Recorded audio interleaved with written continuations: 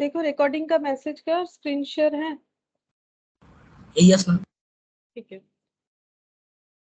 अच्छा हम लोग देखो कॉस्ट शीट कर रहे थे, अभी हम लोग इसी को कंटिन्यू करेंगे। ठीक है, कॉस्ट शीट पे कुछ क्वेश्चंस है वो हम लोग सॉल्व करके देखते हैं। लाइक ये पीडीएफ तो मैंने शेयर नहीं किया, पीडीएफ शेयर कर देंगे, थोड़ा सा मॉडिफाई करना पड़ेगा मुझे, पीडीएफ हम शेयर कर देंगे। ठीक है, तो अभी देखो फिलहाल हम लोग इलास्ट्रेशन 7 से स्टार्ट कर रहे हैं। ठीक है, यहाँ पर कॉस्ट शीट कैसे बनता है, क्यों बनाया जाता है, ये सब तो हम लोगों ने देख लिया। अब हम लोग बनाएंगे अपना कॉस्ट शीट। यहाँ पर क्वेश्चन क्या बोला है देखो, the following are the costing records for 2017 of a manufacturer. ठीक है, एक मैन्युफैक्चरर का अपना कॉस्टिंग रिकॉर्ड्स है, मतलब उन्होंने अपना मैन्युफैक्चर करने का जो कॉस्ट है उसको रिकॉर्ड कर रखा है। प्रोडक्शन कितना यूनिट हुआ है, 10,000 unit.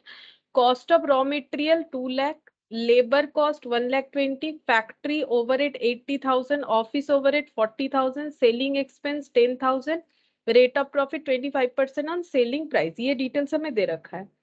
The manufacturer decide to produce 15,000 unit in 2017. It is estimated, अच्छा ये प्रोडक्शन हुआ है, अब 17 में ये लोग सोच रहे हैं कि 15,000 यूनिट प्रोड्यूस करेंगे। It is estimated that the cost of raw material will increase by 20%। मतलब ये जो नया 15,000 का ये लोग अपना एक बजट बना रहे, वहां पर इनका ये मानना है कि इनका मेटेरियल कॉस्ट 20% इंक्रीज हो जाएगा, लेबर कॉस्ट इंक्रीज हो जाएगा, विल, ठीक है, मतलब हो जाएगा ऐसा सोच के कर रहे हैं। ठीक है, 10%, 50% of the overhead charges are fixed and the other 50% variable. Overhead charges 50% fixed है, 50% वेरिएबल है। The selling expenses per unit will be reduced by 20%। Selling expenses जो है वो रिड्यूस कर दिया गया है per unit 20%। The rate of profit will remain the same, मतलब यही वाला। Prepare cost statement for the year 2017 showing total profit and selling price per unit. हमें कॉस्ट शीट बना के देना है 2017 का। तो 2017 में इनका दो कॉस्ट शीट बनेगा, एक for the production of 10,000 unit और दूसरा फॉर प्रोडक्शन ऑफ 15,000 यूनिट। और हमें पूरा कॉस्ट शीट बना के दिखाना है, उसके साथ साथ सेलिंग प्राइस, प्रॉफिट, ये सारा चीज हमें दिखाना है। तो पहले 10,000 वाला करते फिर 15,000 वाला करेंगे। ठीक है, तो कैसे होगा देखो यहाँ पर लिखते हैं statement of cost and profit.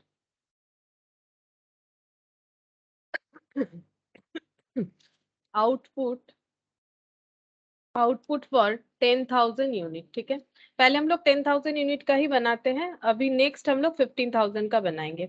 तो यहाँ पर कॉस्ट पर यूनिट भी बना लेते हैं और टोटल कॉस्ट भी बना लेते हैं।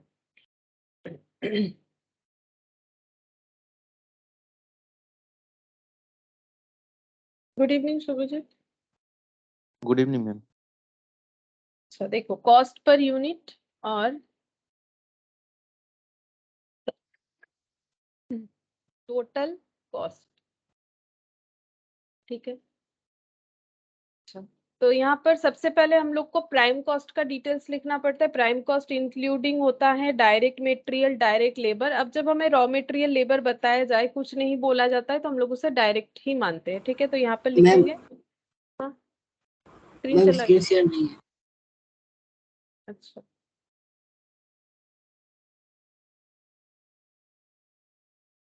अब देखो,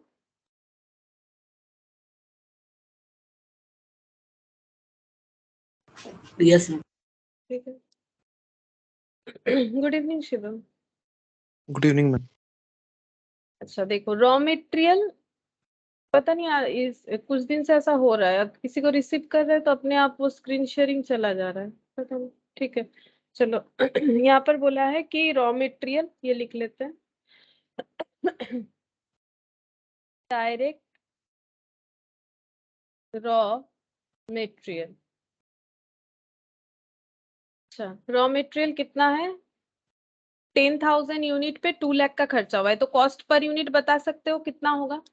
ये तुम लोग को खुद से कैलकुलेट करके मुझे बताना है, बता सकते हो कितना होगा? अगर पर यूनिट का डिटेल्स होगा तो हम लोग जरूर लिखेंगे। कॉस्ट पर यूनिट बता सकते हो कितना होगा?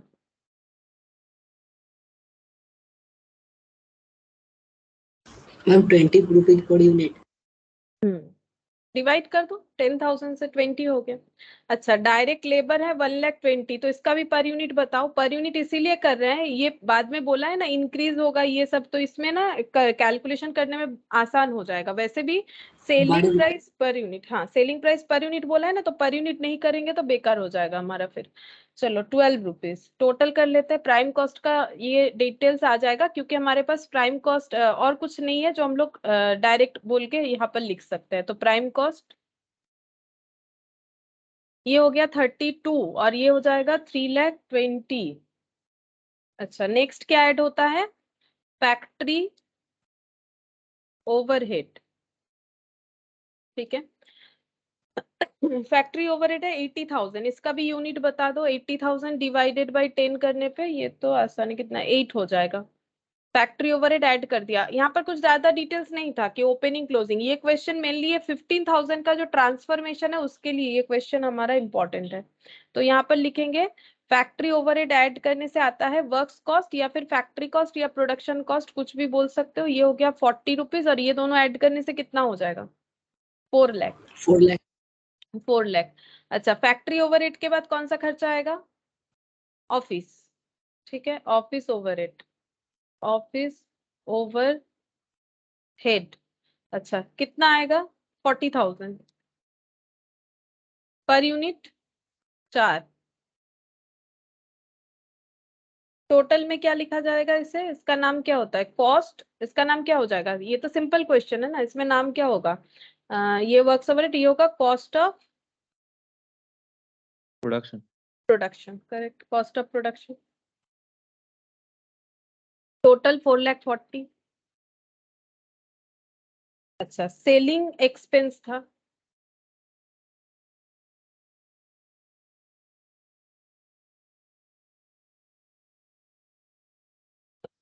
Selling expense 10,000। 10,000 और यहाँ पर हो जाएगा 1 रुपीज, तो ये हो गया 45। 4,50,000 ये हो गया सेलिंग एक्सपेंस। अच्छा, इसको बोला जाता है कॉस्ट ऑफ सेल्स। ठीक है, इसको बोलेंगे कॉस्ट ऑफ सेल्स। अब इसमें ऐड हो जाएगा, यही टोटल कॉस्ट होता है, इसमें ऐड हो जाएगा प्रॉफिट। ऐड कर देते हैं प्रॉफिट। अच्छा, प्रॉफिट कितना होगा? प्रॉफिट है हम लोग का 25% ऑन सेलिंग प्राइस। इसको कैसे चेक करोगे, क्योंकि ये सेलिंग प्राइस तो है नहीं, ये कॉस्ट प्राइस है। तो 25% ऑन सेलिंग प्राइस का मतलब कॉस्ट पे कितना होगा? कैसे कैलकुलेट किया जाता है? सिंपल, 25/100 यानी हो जाता है 1/4।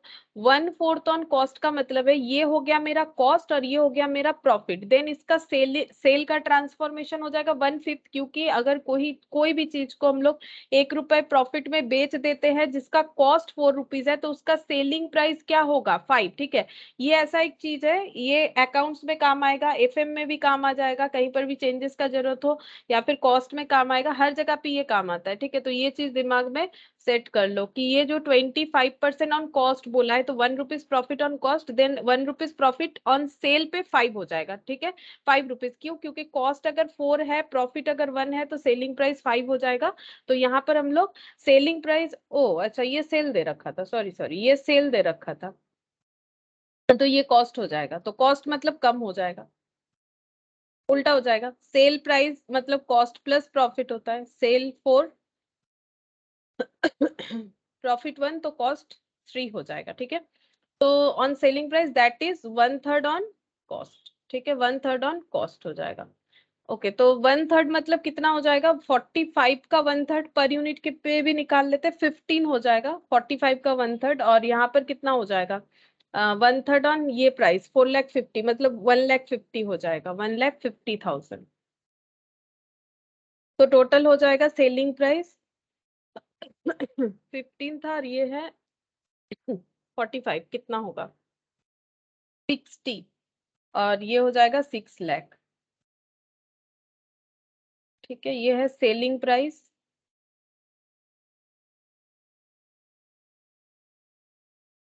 पर यूनिट और ये है टोटल में। ये तो ठीक था, आसान था। अब हमें जो यहाँ पर ट्रांसफर करना है, ये देखो, अगर 15,000 यूनिट प्रोडक्शन करना चाहते हैं तो क्या क्या मार्केट में प्राइस चेंज हुआ है, सेलिंग एक्सपेंसेस वगैरह चेंज हुआ है, उसको अप्लाई करना पड़ेगा यहाँ पर। फिर कॉस्ट शीट प्रिपेयर करना पड़ेगा, मतलब अगेन कॉस्ट शीट बनाएंगे फॉर आउटपुट 15,000, ठीक है। तो कॉस्ट शीट ब्रैकेट में लिखते हैं आउटपुट 15,000 यूनिट पर्टिकुलर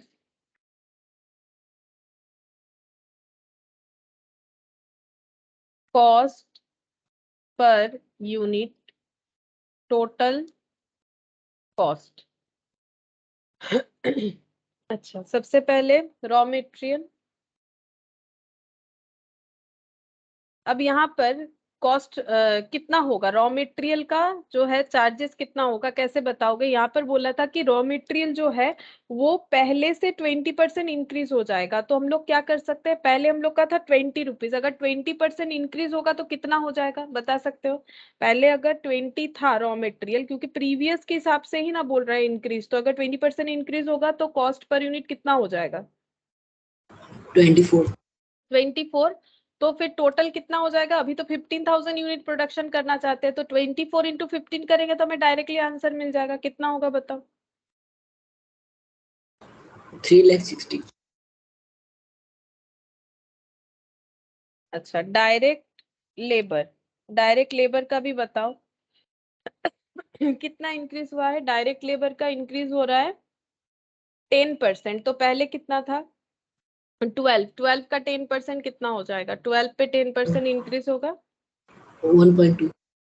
मतलब टोटल बताओ, यहाँ तो टोटल लिखेंगे ना, तो मतलब 12 13.2 13.2 इंटू 15,000, तब ये टोटल भी मिल जाएगा 1,98,000। 1,98,000। टोटल करने पे आ जाएगा, ये हो गया 73 और ये 5,58,000।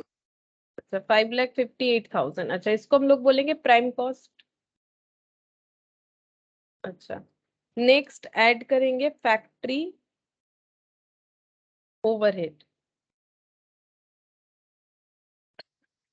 इस पे क्या बताए देखो, 50% of the overhead are fixed, charges are fixed and the other 50% variable. यहाँ पर थोड़ा सा कंसेप्ट हमारा समझने वाला है कि जितना भी ओवरहेड है वो 50% उतना ही रह जाएगा जितना पहले था, और बाकी 50% को वेरिएबल माना जाएगा, ठीक है। तो वेरिएबल का कैलकुलेशन कैसे होगा बोल सकते हो? अगर फैक्ट्री ओवरहेड का हम लोग दो पार्ट करेंगे, ठीक है, एक फिक्स्ड और एक हो जाएगा वेरिएबल, ठीक है। वेरिएबल का कैलकुलेशन कैसे होता है? कोई भी वेरिएबल एक्सपेंस, चाहे वो फैक्ट्री ओवरहेड हो या कुछ और हो, वेरिएबल का कैलकुलेशन क्या होता है? यूनिट इंटू एट उसका रेट, है ना। वेरिएबल को कैसे कैलकुलेट करेंगे? 15,000 यूनिट लेंगे, क्योंकि ये कॉस्ट शीट ही बन रहा है 15,000 यूनिट के लिए, तो 15,000 यूनिट और एट द रेट ऑफ, वो रेट लगाना पड़ेगा। लेकिन फिक्स्ड में कभी भी रेट के हिसाब से नहीं होता है। फिक्स्ड का क्या होता है? फिक्स्ड का होता है टोटल, है ना।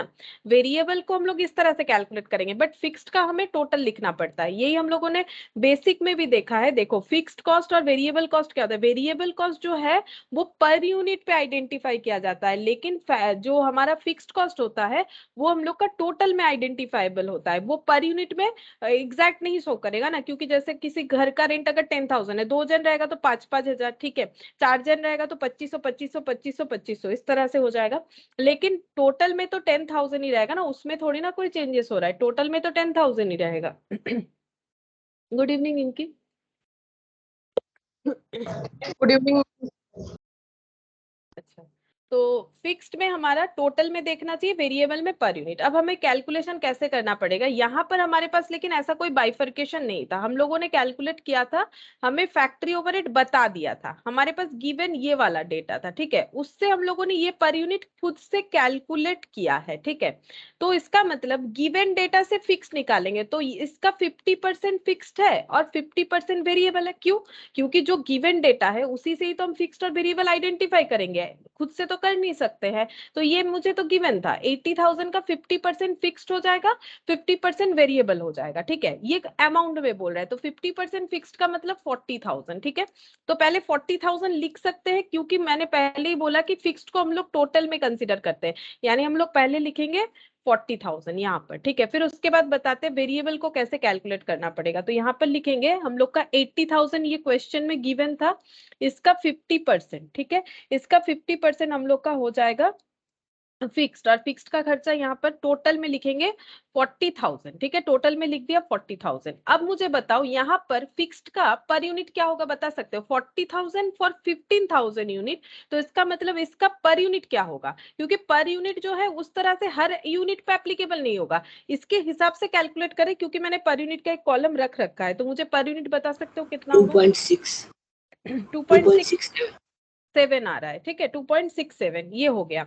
लेकिन एक्चुअली क्या पर यूनिट इतना है? नहीं, पर यूनिट ये 15,000 के हिसाब से हो रहा है, ठीक है, क्योंकि ये तो फिक्स्ड में ज्यादा रेलिवेंट है। अब वेरिएबल को कैसे कैलकुलेट करेंगे? तो वेरिएबल पर यूनिट पे कैलकुलेट होता है, तो जब हम लोग वेरिएबल का कैलकुलेशन करेंगे तो इस पे करेंगे, ठीक है, पर यूनिट, क्योंकि वेरिएबल पर यूनिट के ऊपर डिपेंड करता है। तो जो भी हमारा है इसका भी 50-50 हो जाएगा, इसका मतलब इसका भी 50-50, 50% वेरिएबल मतलब 4 रुपए, ठीक है, 50% वेरिएबल, बाकी 50% फिक्स्ड। लेकिन देखो वहां 4 नहीं हुआ, कितना आया?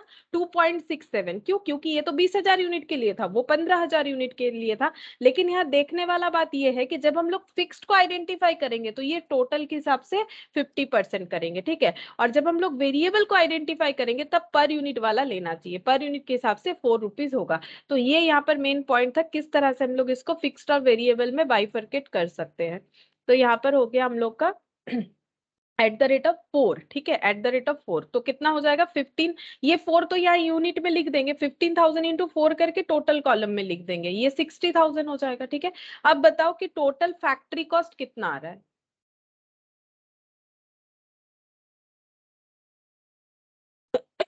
ये 60 और 40 1 लाख, ये हो गया 6 लाख। मुझे पर यूनिट वाला बता दो, ये तो मैंने कैलकुलेट कर लिया।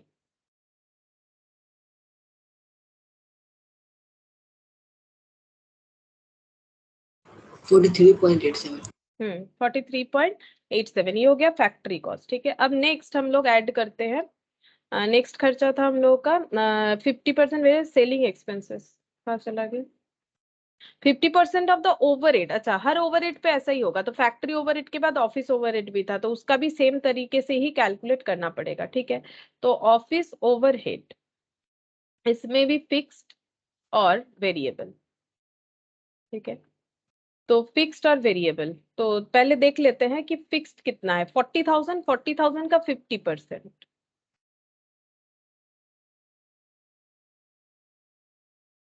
20,000, इसका पर यूनिट डिवाइडेड बाई 15,000 करो और वेरिएबल देखते हैं, 4 रुपया है, 4 का 50% यानी 2 रुपीज,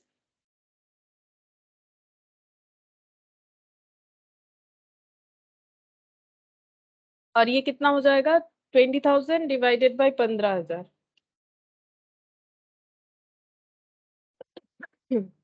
आ रहा है 1.33 आ रहा है मेरा, 1.33, ठीक है। अब इसको टोटल कर लेते हैं, 30 20 50 50, और ये कितना हो जाएगा?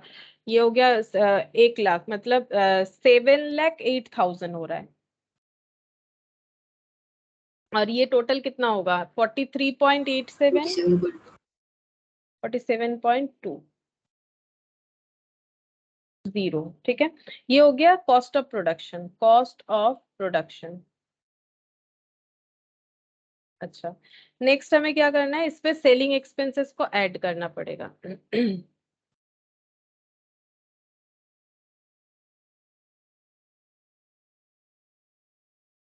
अच्छा, सेलिंग एक्सपेंसेस का क्या बोला था? ये भी per unit reduced by 20%, per unit में 20% रिड्यूस होगा। वैसे सेलिंग एक्सपेंस पर यूनिट था कितना? यहाँ पर 1 रुपया, 1 रुपया में 20% कम हो जाएगा, यानी कितना हो जाएगा? 0.8। 80 पैसा, तो 80 पैसा करके 15,000 यूनिट का देखो कितना होता है, 15,000 इंटू 0.8, 12,000। 12,000, और टोटल लगाओ कितना होगा, हमें मिल जाएगा कॉस्ट ऑफ सेल्स या फिर टोटल कॉस्ट। 7,20,000। 7,20,000 और पर यूनिट का कितना आएगा? 48 आया था ना, 47 आया था और ये 20 पैसा मतलब 48 होगा।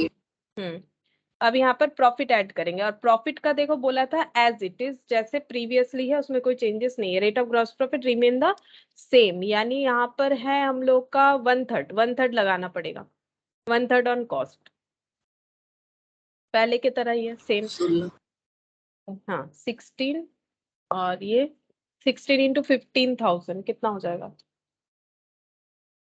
240। 2,40,000 हाँ 2,40,000 टोटल करने से 9,60,000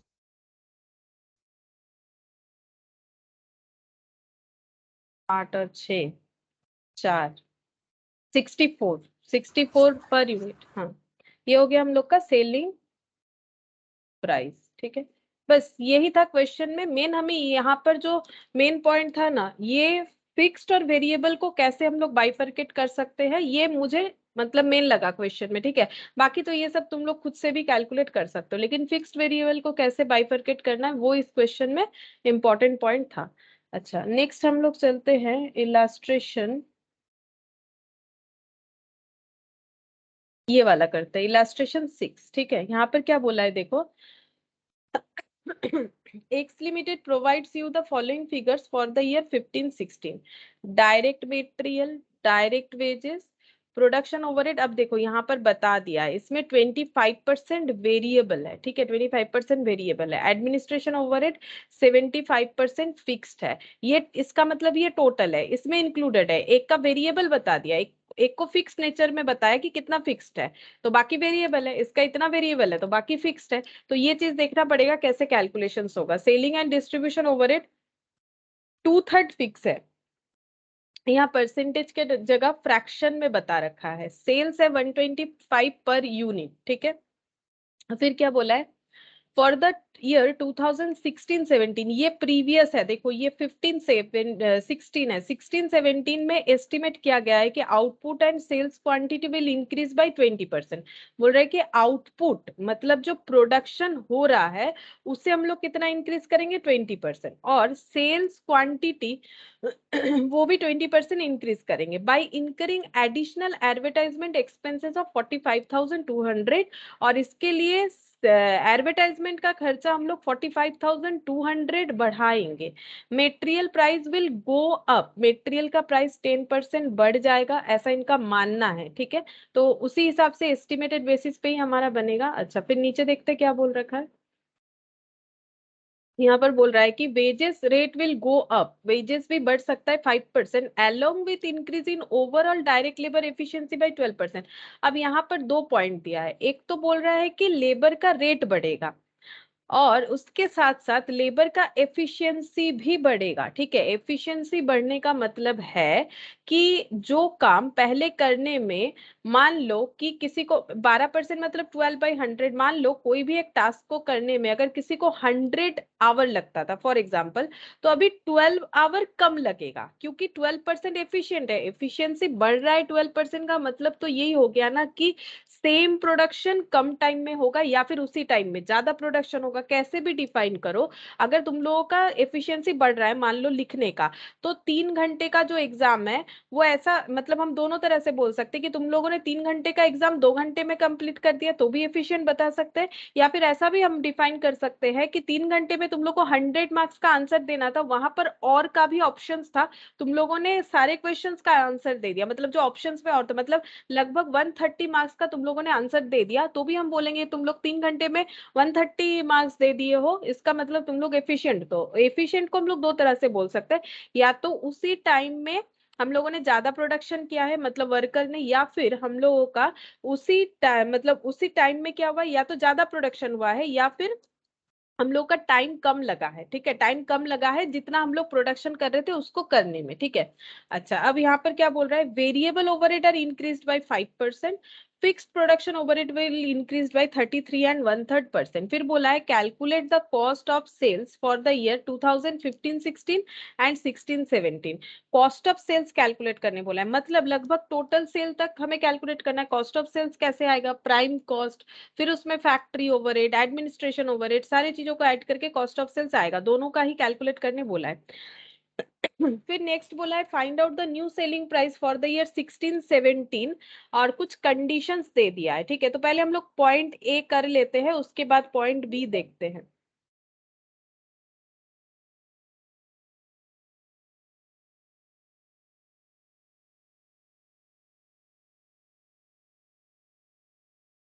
क्वेश्चन नंबर 7, कॉस्ट शीट। पहले हम लोग 15-16 का बनाएंगे।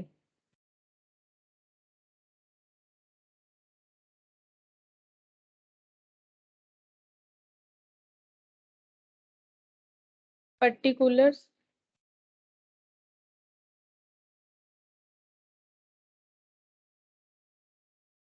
Per unit, total. अच्छा, कितने यूनिट के लिए है ये, लेकिन हमें नहीं बोला है, ठीक है। ये कितने यूनिट के लिए, ये हमें डायरेक्टली कहीं नहीं बोला है, हम लोग कैलकुलेट कर लेंगे, ठीक है। तो कितना यूनिट, देखो इतना सेलिंग प्राइस पर यूनिट है, इतना में हम लोगों ने सेल किया है, तो कितना यूनिट सेल किया है बता सकते हो?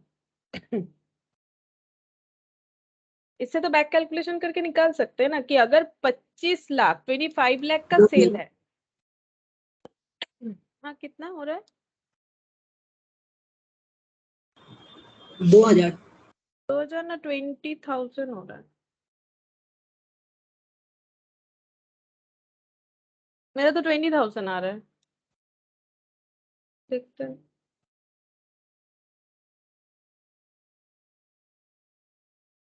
20,000 ही तो आ रहा है। 20,000 आ रहा है। 20,000 ही आ रहा है, सही है 20,000। तो इसका मतलब ये कॉस्ट शीट बनेगा 20,000 यूनिट के लिए। चलो यूनिट मिल गया तो अच्छा बात है, हम लोग यूनिट लिख लेते हैं, नहीं तो कॉस्ट शीट कैलकुलेट करने में प्रॉब्लम होगा। तो यहाँ पर लिख लेते हैं आउटपुट जो है वो है 20,000 यूनिट, ठीक है। और ये हमें डायरेक्ट क्वेश्चन में गिवन नहीं था, हम लोगों ने कैसे कैलकुलेट किया, तो लिख लो यहाँ पर 25 lakh divided by ₹125 per unit, ठीक है। अब देखो रुपीज रुपीज कैंसिल आउट हो गया, तो कितना बचा? 25 यूनिट, सॉरी 20,000 यूनिट बच रहा है, ठीक है। अब हम लोग यहाँ पर लिखते हैं डायरेक्ट मेटेरियल।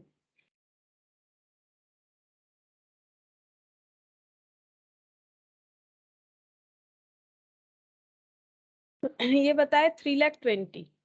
अब इसका यूनिट निकाल लो, 3,20,000 डिवाइडेड बाई 20,000 मतलब कितना हो जाएगा? 16 करके होगा। जीरो सारा हट गया, ठीक है। 32/2 यानी 16 हो जाएगा। नेक्स्ट हम लोग लिखेंगे डायरेक्ट वेजेस। डायरेक्ट वेजेस कितना है? 8 लाख। 8 लाख डिवाइडेड बाई 20,000 ये कितना होता है?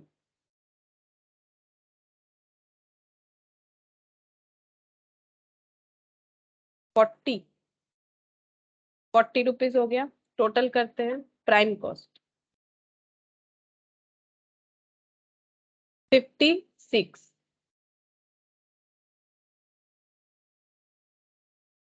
11,20,000, ठीक है। ये हो गया हम लोग का प्राइम कॉस्ट। अच्छा, नेक्स्ट हम लोग यहाँ पर ऐड करेंगे प्रोडक्शन ओवरहेड। प्रोडक्शन ओवरहेड, लेकिन इसको हमें लिखना है अकॉर्डिंग टू वेरिएबल और फिक्स्ड।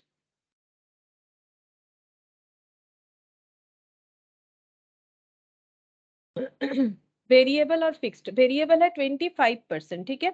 अच्छा, अब इसको कैसे कैलकुलेट करोगे? बता ही दिया है कि 4,80,000 में 25% वेरिएबल है, तो डायरेक्टली वेरिएबल कैलकुलेट कर लो। यहाँ पर वेरिएबल बता दिया है, कितना लगाना है, जो वैल्यू है उस पर 25%। तो क्वेश्चन हमें बता रहा है तो हम लोग उस तरह से ही कैलकुलेट कर लेंगे। यहाँ पर 25% बताया हुआ था, ये गिवन था, तो पहले गिवन वाले को कैलकुलेट करना चाहिए। तो यहाँ पर हो जाता है हम लोग का टोटल में 1,20,000, और इसको पर यूनिट में ट्रांसफर करते हैं तो 1,20,000 डिवाइडेड बाई 20 यानी ये हो जाएगा 6 रुपीज, है ना। 6 रुपीज हो जाएगा। तो फिक्स्ड कितना होगा? अब फिक्स्ड कैसे कैलकुलेट करेंगे? फिक्स्ड को हम लोग इस तरह से देखेंगे कि 4,80,000 इंक्लूडिंग फिक्स्ड एंड वेरिएबल। 4,80,000 जो है वो कॉम्बिनेशन ऑफ फिक्स्ड में, 3,60,000। हाँ, माइनस करने से जितना आएगा वो लिखना पड़ेगा, ठीक है। तो ये टेक्निक देखो कहाँ पर कैसे हमें लिखना है, ठीक है। तो 4,80,000 माइनस 1,20,000, 18। अच्छा, ये यहाँ पर 3,60,000 लिखेंगे और ये 18 लिखेंगे, ठीक है। अच्छा, आप टोटल कर लेते हैं, आ जाएगा वर्क्स कॉस्ट। पर यूनिट में 80। 80। अच्छा, और ये वाला 16 16 लाख। लाख। अब administration overhead,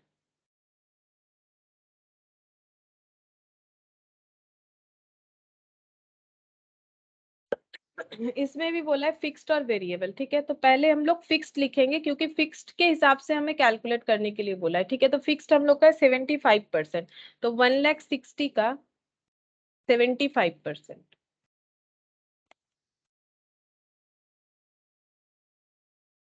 1,20,000 divided by, per unit निकाल लेते, डिवाइडेड बाय 20, क्योंकि पर यूनिट का कॉलम बना हुआ है तो ये तो नीड होगा ही, 6 रुपीज। अच्छा, इसके बाद वेरिएबल पोर्शन ऐड करेंगे, वेरिएबल माइनस कर लो, बाकी परसेंटेज में दिया हुआ था ना, तो बाकी माइनस कर लो। 40। हाँ, 40,000, तो यहाँ पर हो जाएगा हम लोग का 1,60,000 माइनस 1,20,000, तो यहाँ पर टोटल में 40,000 डिवाइडेड बाई 20, यानी पर यूनिट रुपीज 2 करके आ जाएगा, ठीक है। पर यूनिट रुपीज 2 करके आ जाएगा। अब हम लोग यहाँ पर लिखते हैं कॉस्ट ऑफ प्रोडक्शन। अच्छा, ये हुआ था 80 प्लस 6 प्लस 2 मतलब 88, और ये हो गया था 16 लाख और 1,20,000 मतलब 17,20,000 प्लस 40 मतलब 17,06,000। सीएमए का कौन सा चैप्टर है ये? हाँ, सीएमए के बुक से कौन सा नो क्वेश्चन है? कौन से बुक से? सीएमए के पेज नंबर क्या है इसमें?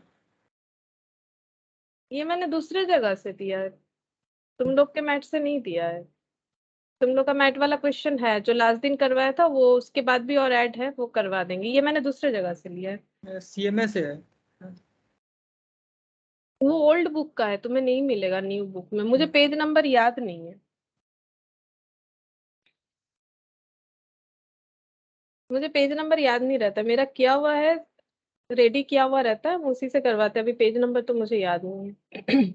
17,60,000, ठीक है, कॉस्ट ऑफ प्रोडक्शन, ठीक है, कॉस्ट ऑफ प्रोडक्शन हो गया। अब यहाँ पर ऐड करेंगे, नेक्स्ट देखो, selling and distribution over A 2/3 fixed बोला है। सेलिंग एंड डिस्ट्रीब्यूशन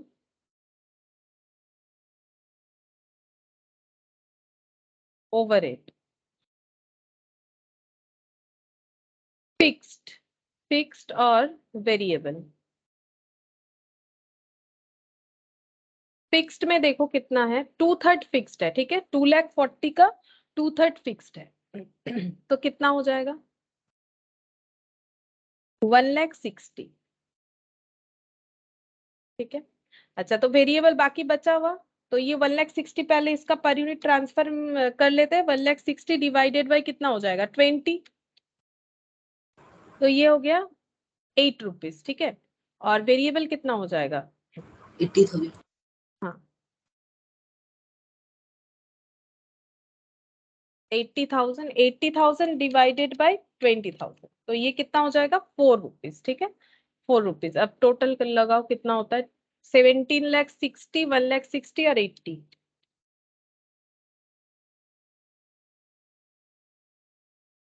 कितना होगा,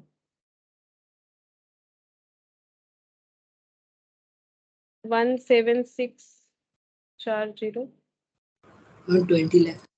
20 लाख आ रहा है, ठीक है, 20 लाख। अब इसको ऐड करने पे पर यूनिट आ जाएगा 88 प्लस 8 प्लस 100। 4, 100। तो यहाँ पर हो जाएगा कॉस्ट ऑफ सेल्स, यहाँ तक हमें कैलकुलेट करने के लिए बोला था, कॉस्ट ऑफ सेल्स या फिर टोटल कॉस्ट, ठीक है, कॉस्ट ऑफ सेल्स या फिर टोटल कॉस्ट। अब हम लोग को यहाँ पर पहला क्वेश्चन का आंसर शायद हमारा हो गया कि calculate the cost of sales for the year 15-16 और 16 17 भी बोला है तो वो कैलकुलेट करना पड़ेगा। अब यहाँ पर ये सारी चीजों को अप्लाई करना पड़ेगा। अभी तक तो आसान था, ठीक है, अब अप्लाई करके देखते कैसे होता है, ठीक है। अच्छा क्या इसमें प्रॉफिट भी लगा दे? प्रॉफिट बताया था, लगा लेते, ठीक है। इसका कंप्लीट कर लेते, बोला नहीं है फिर भी एक बार कर लेते। प्रॉफिट तो बोल रखा है ना हम लोग को, सेल वैल्यू दे रखा है तो प्रॉफिट कैलकुलेट कर सकते हैं। तो सेल्स वैल्यू, सेल्स वैल्यू है हम लोगों का 25 लाख, तो प्रॉफिट हो गया 5 लाख। और यहाँ पर 25 लाख डिवाइडेड बाई 20,000, तो ये हो जाएगा, ये तो 125 करके है तो यहाँ 25 आ जाएगा, ठीक है। ये एक बार मैंने पूरा ही कंप्लीट कर लिया, जबकि क्वेश्चन हमें यहाँ तक ही बोला था, ठीक है। अच्छा आगे देखते हैं, नेक्स्ट हम लोग 16 17 का चेक करते हैं। पर्टिकुलर्स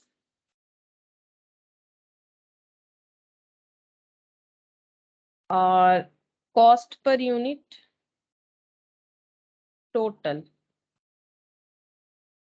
पहला बात है यहाँ पर ये बताओ कि आउटपुट कितना होगा, क्योंकि यहाँ पर बोला था आउटपुट और सेल्स क्वांटिटी दोनों ही 20% से इंक्रीज होगा, ठीक है। अब देखो हम लोगों ने यहाँ पर जो 20,000 मान के क्वेश्चन को किया था, तो हम लोगों ने यही मान लिया जितना सेल हुआ, मतलब सेल कब होगा, पहले प्रोडक्शन, तो जितना आउटपुट है उतना ही सेल, मतलब नो क्लोजिंग स्टॉक। यहाँ पर भी उसी तरह से बोला है कि आउटपुट और सेल दोनों को 20% से बढ़ा देंगे। तो प्रीवियसली अगर 20,000 का आउटपुट था तो अभी आउटपुट कितना होगा उस हिसाब से हमें कैलकुलेट करना चाहिए। मतलब ये सब बोला नहीं है क्वेश्चन में, हमें खुद से समझना पड़ेगा। तो हम लोग का कॉस्ट शीट कितने यूनिट का बनेगा, यहाँ पर कैलकुलेट करते हैं आउटपुट को।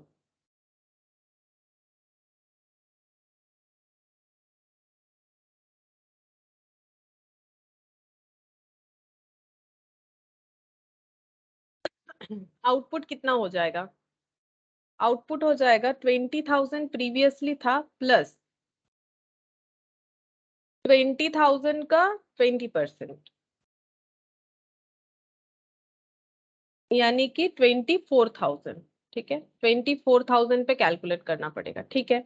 तो पहले लिखेंगे, क्या लिखेंगे, डायरेक्ट मेटेरियल, लेकिन इसमें भी चेंजेस होगा क्योंकि मेटेरियल प्राइस जो है 10% बढ़ेगा। तो इसका क्या होगा, तुम लोग बताना चाहो तो बताओ। डायरेक्ट मेटेरियल का पर यूनिट क्या लिखे और यहाँ पर क्या लिखे? पहले पर यूनिट का चेंजेस देखते हैं कितना हो रहा है। पर यूनिट हो जाएगा, पहले कितना था 16, ठीक है। अब 16 में कितना बढ़ रहा है 10%, तो कितना होगा 16 में 10% बढ़ रहा है, मतलब 1.17.6 हाँ बोलो कितना हो रहा है 17.6 होगा। अब इनटू ये वाला 24,000 बताओ। Ma'am 4,22,400 4,22,400 plus direct wages.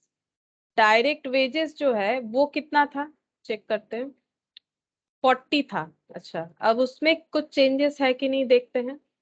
40 पहले था वेजेस, हाँ अब यहाँ पर 2-3 पॉइंट है। वेजेस जो है 5% से बढ़ रहा है, तो पहले 40 था, 5% बढ़ रहा है तो कितना होगा, पहले कॉस्ट पर यूनिट डिफाइन करते हैं।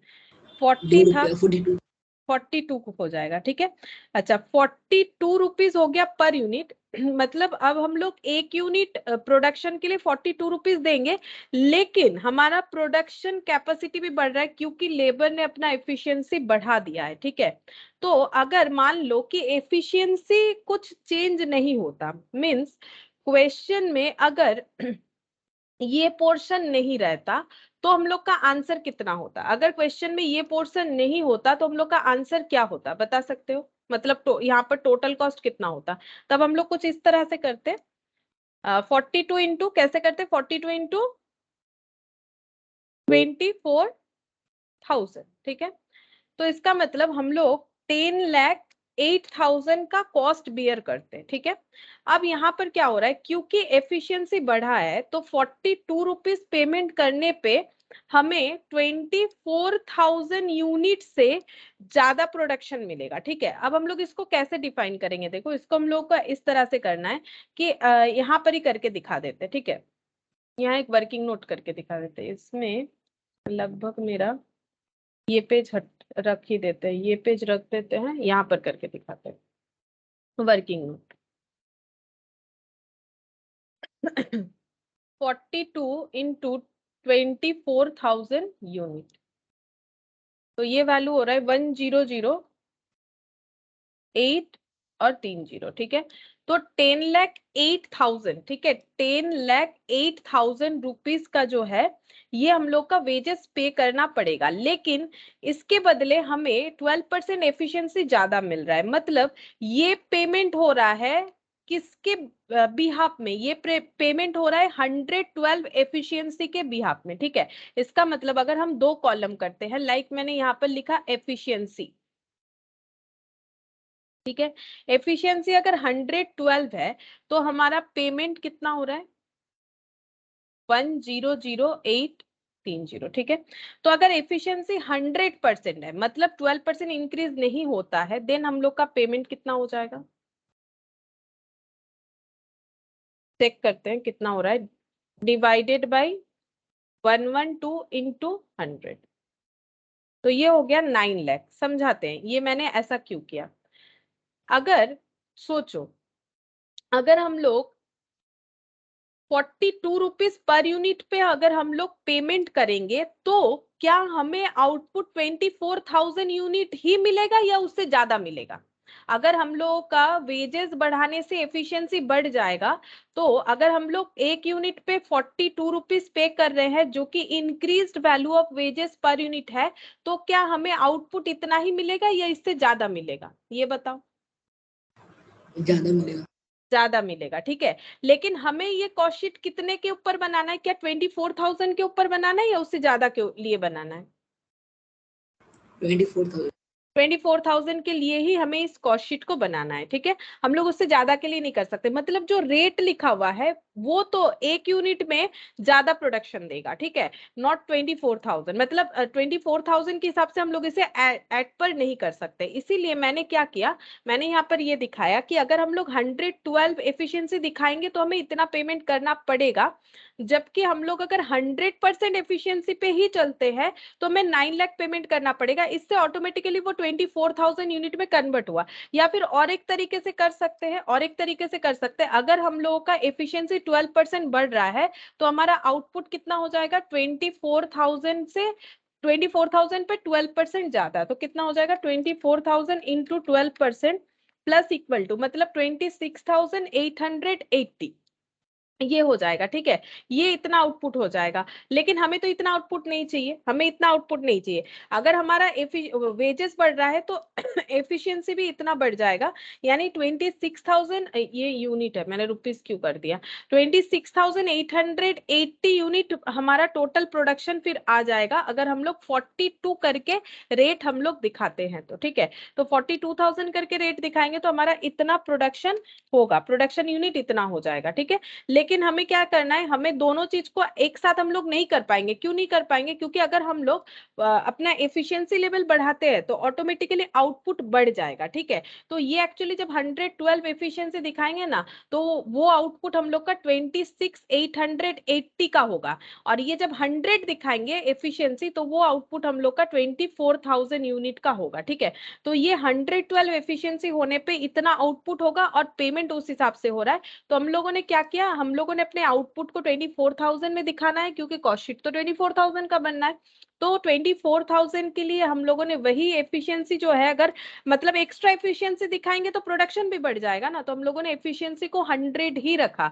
तो 100% एफिशिएंसी के लिए हमें 9 लाख पेमेंट करना पड़ेगा। लेकिन मैंने पेमेंट जो है वो पर यूनिट 42 के हिसाब से ही ले रखा है। ये पेमेंट जो है ये पर यूनिट 42 के हिसाब से ही मैंने ले रखा है, ठीक है। इसीलिए यहाँ पर मेरा जो 9 लाख आया वो 42 के हिसाब से आया, लेकिन 100% एफिशिएंसी के लिए आया। 100% एफिशिएंसी में हमारा 24,000 होगा, और अगर हम लोग पेमेंट और ये दोनों चीज को इंक्रीज करते हैं तो हमारा कैलकुलेशन इम्बैलेंस हो जाएगा, ठीक है। फिर ये 24 की जगह ये दिखेगा, क्योंकि 26,880 यूनिट प्रोडक्शन हो जाएगा जब एफिशिएंसी 112 होगा और हम लोग 42 करके पेमेंट कर रहे हैं, ठीक है। तो ये वैल्यू हम लोग लिख नहीं सकते, क्यों? क्योंकि ये वैल्यू रिलेट कर रहा है इस आउटपुट को, हमें 24,000 के लिए लिखना चाहिए, ठीक है। तो हम लोग 24,000 के लिए लिखेंगे, वो हम लोग का 9 लाख हो जाएगा, ठीक है। तो हम लोग को इस तरह से कैलकुलेट करना पड़ेगा। तो अभी हम लोग को उधर लिखना पड़ेगा 9 लाख, ठीक है। या फिर तुम लोग ऐसे भी करके देख सकते हो, ये इतना यूनिट के लिए इतना खर्चा हो रहा है। देखो अगर एफिशिएंसी 112 बढ़ रहा है तो तुम लोग और एक तरीके से भी कर सकते हो, 100830 ये पेमेंट हो जाएगा। ये पेमेंट हम लोग कर रहे हैं कितने यूनिट के लिए? 26,880, क्योंकि इस ये जो पेमेंट है ये हम लोग का कितने यूनिट के लिए होगा? इतने यूनिट के लिए हो जाएगा ऑटोमेटिकली, क्योंकि एफिशिएंसी बढ़ रहा है तो इतना यूनिट प्रोडक्शन होगा। इनटू हमें अगर 24,000 का कैलकुलेट करना है तो भी देख सकते हो, ऐसे करके भी तुम लोग का 9 लाख आएगा, ठीक है। तो ये पेमेंट हम लोग 24 से भले ही मल्टीप्लाई कर रहे हैं, बट ये पेमेंट हमारा इतने यूनिट का हो जाएगा, क्योंकि हमारा प्रोडक्शन यूनिट भी इसके साथ साथ बढ़ रहा है। तो हम लोग को 9 लाख लिखना है। अब तुम लोग यूनिट के हिसाब से करो या फिर रुपीज के हिसाब से करो। तो यहाँ पर हो जाएगा, वर्किंग नोट नंबर 1 कर देते हैं, 42 के हिसाब से यहाँ पर हो गया हम लोग का 9 लाख, ठीक है। ये हो जाएगा हम लोग का 9 लाख। तो 9 लाख होने से यहाँ पर यूनिट चेंज हो जाएगा, 37.5 हो जाएगा। 37.5, ठीक है। अच्छा अब ये दोनों को ऐड कर देते, प्राइम कॉस्ट मिल जाएगा 13,22,400, और ये हो जाएगा 17.6, 55.1, ठीक है। अब हम लोग ऐड करेंगे प्रोडक्शन ओवरहेड, ठीक है, वेरिएबल और फिक्स्ड। अच्छा वेरिएबल कैसे कैलकुलेट होगा देख लेते हैं। यहाँ पर सेम तरीके से ही बोला है शायद, वेरिएबल ओवरहेड। अच्छा इंक्रीज होगा 5%, तो पहले कितना था? 5% इंक्रीज होगा। वेरिएबल ओवरहेड था 6 रुपीज, तो 5% इंक्रीज होगा तो कितना हो जाएगा? 6.3 हो जाएगा, ठीक है। 6.3,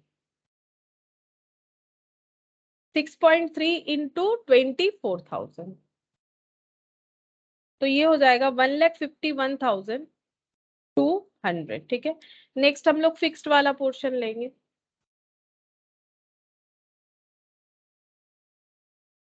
फिक्स्ड वाला कितना हो जाएगा? यहाँ पर कितना था पहले से टोटल हम लोगों का? यहाँ देखते हैं, यहाँ तो फिक्स्ड मिलेगा ना हमें, ये रहा फिक्स्ड। फिक्स्ड यहाँ पर आया था हम लोगों का 1,20,000, ठीक है। अच्छा यहाँ पर टोटल में कितना बोला था? Production overhead, variable overhead. अच्छा वेरिएबल ओवरहेड इंक्रीज हुआ है। अच्छा fix production overhead, production overhead का इंक्रीज अलग बता रखा है, 33 एंड 1/3% बोल रखा है। प्रोडक्शन ओवरहेड में फिक्स्ड का इंक्रीज, तो प्रोडक्शन ओवरहेड में फिक्स्ड कितना था? 4,80,000, वेरिएबल टोटल था 4,80,000 टोटल था ये वाला, ठीक है। क्या हो गया, कौन सा क्वेश्चन देख रहे हैं हम? इधर उधर कर दिया। अच्छा ये वाला 3,60,000। अच्छा 3,60,000 मैंने पहले वाला ठीक लिखा? पहले वाला ठीक लिखा है क्या? वेरिएबल, हाँ ये ठीक लिखा है 3,60,000। इस पे हमारा 1/3 इंक्रीज होगा, ठीक है। 3,60,000 पे 1/3 इंक्रीज होगा। पेज इधर उधर होने की वजह से कंफ्यूजन हो गया। 3,60,000 पे हम लोग का 1/3 इंक्रीज होगा, तो कितना हो जाएगा? मैम पीछे करिएगा एक बार।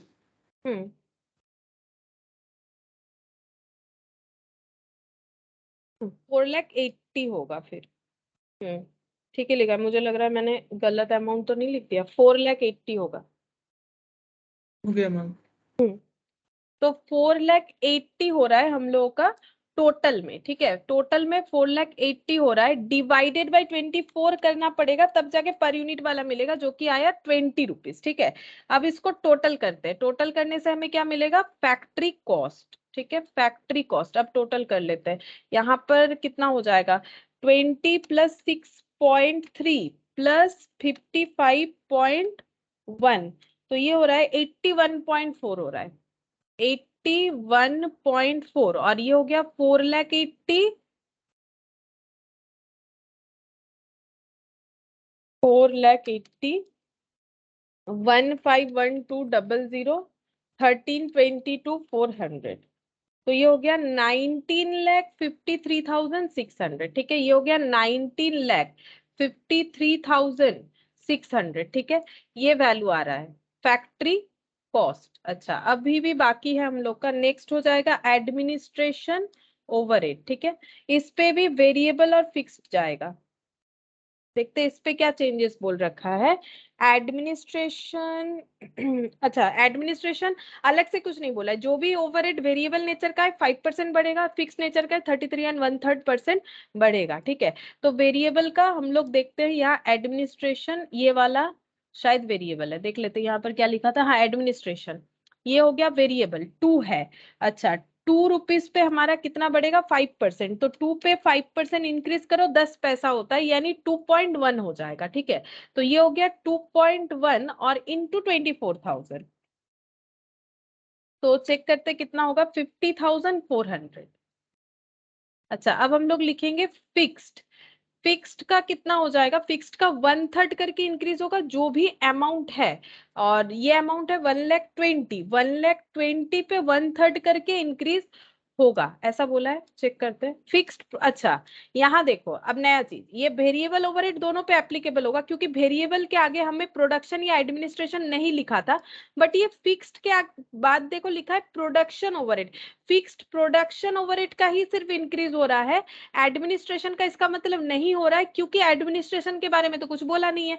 या फिर सिर्फ अगर बोल देता फिक्स्ड ओवरहेड ये प्रोडक्शन नहीं रहता तब दोनों पे एप्लीकेबल होता। इसका मतलब ये वैल्यू, ये इंक्रीज्ड वाला वैल्यू ये एडमिनिस्ट्रेशन पे नहीं जाएगा। तो देखो कितने सारे छोटे छोटे पॉइंट है इस क्वेश्चन में, तो यहाँ पर ये वाला नहीं जाएगा। तो इसका मतलब फिर क्या लिखना चाहिए, फिक्स्ड का मतलब होता है जो कभी चेंज नहीं होता है। तो फिर ये पहले भी अगर 1,20,000 था तो कोई भी आउटपुट लेवल क्यों ना हो ये 1,20,000 ही रहेगा क्योंकि इस पे कोई चेंजेस हमें नहीं बताया गया है। तो 1,20,000, तो 1,20,000 डिवाइडेड बाई कितना करना पड़ेगा 24,000, तो पर यूनिट मिल जाता है 5 रुपीज। अब टोटल करेंगे 1,20,000 प्लस 5,400 प्लस 19,53,600 तो ये हो गया 21,24,000। 81.4 प्लस 2.1 प्लस 5 88.5। अच्छा ये क्या निकल के आया, कॉस्ट ऑफ प्रोडक्शन।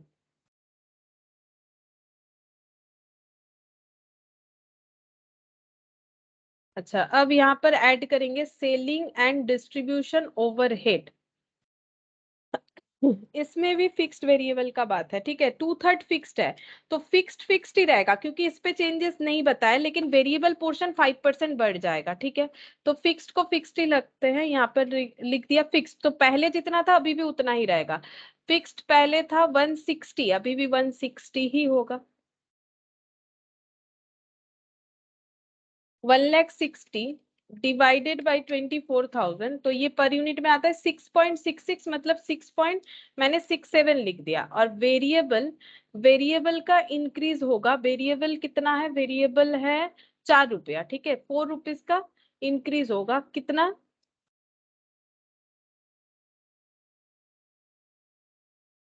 5% ठीक है। 4 रुपीज का 5% इंक्रीज होगा तो 4 इंटू 5% प्लस 4 कितना हो जाएगा 4.2। 4.2 इंटू 24,000 तो 1,08,000 ठीक है। ये हो गया ठीक है। अच्छा और क्या लिखना पड़ेगा, अच्छा हाँ यहाँ पर देखो ये पॉइंट यूज हो गया, ये पॉइंट हो गया, ये पॉइंट हो गया, ये पॉइंट हो गया। यहाँ पर ये बाकी है, एडवर्टाइजमेंट एक्सपेंसेस एडिशनल बढ़ाया जाएगा ताकि सेल का जो उनका टारगेट है बढ़ाने का वो बढ़ सके। तो ये सेलिंग डिस्ट्रीब्यूशन में ही आना चाहिए। तो यहाँ पर दिखाते हैं इंक्रीज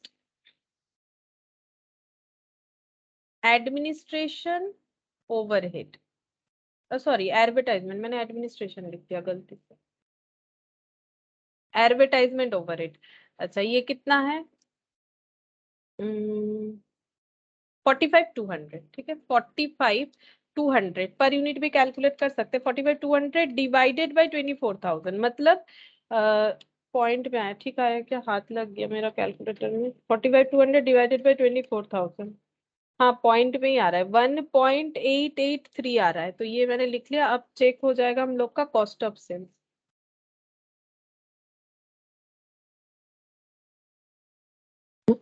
ट्वेंटी 1,24,000, 1,60,000, ये हो गया 1,08,000 और 45,200, तो 24,30,000 और ये पॉइंट में 88.5 पर यूनिट में 6.67, 4.2 और 1.88, 101.25।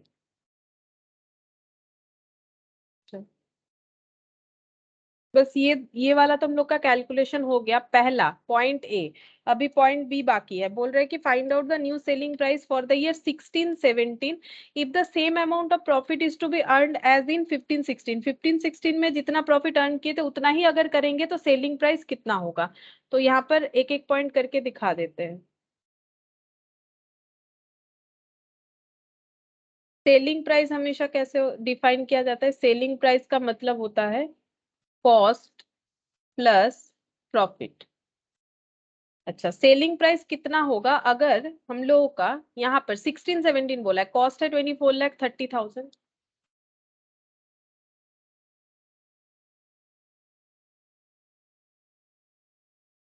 प्लस प्रॉफिट कैलकुलेट करना पड़ेगा। और यहाँ पर क्वेश्चन में बोला था कि अगर सेम अमाउंट ऑफ प्रॉफिट अगर प्रीवियस ईयर के तरह देख रहे हैं, तो यहाँ पर मैंने प्रॉफिट कैलकुलेट कर रखा था। ये देखो 5 लाख सेम अमाउंट बोला है तो 5 लाख प्रॉफिट, तो यहाँ पर 5 लाख ऐड कर देते हैं तो सेलिंग प्राइस पता चल जाएगा।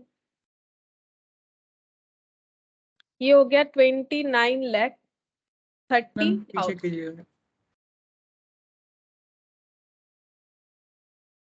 और इसका पर यूनिट भी निकालो 29,30,000 का।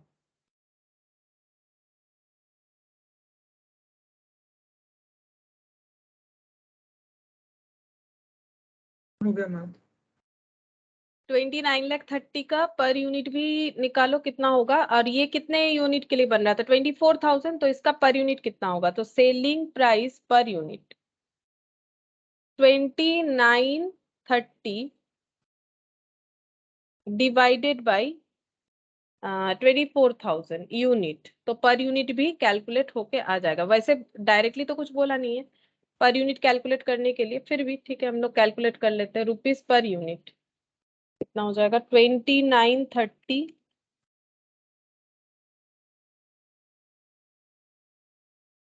122 आ रहा है मेरा, 122.08। ठीक है, तो जितना आ रहा है लिख दिया मैंने। अच्छा नेक्स्ट देखो फिर क्या बोला है। If the same percentage of profit to sale is to be earned as in 15-16, 15-16 में जितना परसेंटेज ऑफ प्रॉफिट अर्न हुआ था प्रॉफिट ऑन सेल के हिसाब से उतना अगर मेंटेन हो तो सेलिंग प्राइस क्या होगा? ठीक है, तो selling price equal to again cost plus profit.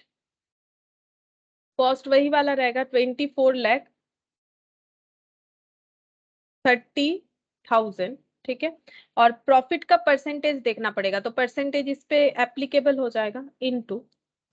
अच्छा, परसेंटेज कौन सा वाला होना चाहिए? बोल रहा है कि same as profit to sales. तो प्रीवियसली प्रॉफिट टू सेल का परसेंटेज कितना था? वो तो मैंने कैलकुलेट नहीं किया था, यहाँ पर देख लेते हैं प्रीवियसली कितना था। यहाँ पर तुम लोग वर्किंग नोट में लिख सकते हो, हम यहाँ पर लिख के दिखा रहे हैं। Percentage of profit on sales तो कितना हो जाएगा? प्रॉफिट है 25 आउट ऑफ 125 इंटू 100, ठीक है। परसेंटेज तो हम लोग कोई भी वैल्यू पे ले सकते हैं, या तो तुम लोग टोटल पे लो या पर यूनिट पे लो, बात तो एक ही है। तो ये हो जाएगा 20% हो रहा है, ठीक है। 20% इसका वर्किंग नोट बना लो, ठीक है। ये 20% हो रहा है। अब ये 20% हमें अप्लाई करना है, बट देखो प्रॉब्लम यहाँ पर 20% नहीं लगा सकते। क्यों? क्योंकि ये तो कॉस्ट प्राइस है, तो इस पे फिर से चेंजेस करना पड़ेगा। प्रॉफिट कौन सा वाला कैलकुलेट कर रहे हैं? 20% ऑन सेल्स एज 15-16 के हिसाब से। अब ये हमारे पास सेल वैल्यू नहीं है, अब इस इसका ट्रांसफॉर्मेशन कॉस्ट में करना पड़ेगा, ठीक है। तो कॉस्ट में कैसे होगा, 20% ऑन सेल्स का मतलब होता है 20/100, तो ये हो गया 1/5 ऑन सेल, तो 1/4 ऑन कॉस्ट होगा, क्योंकि 1 रुपीज प्रॉफिट 5 रुपीज सेल, तो कॉस्ट 1/4, तो ये 1/4 हो जाएगा। 1/4 होने से कितना होगा देखना पड़ेगा, 24,30,000 divided by 4, 30,37,500।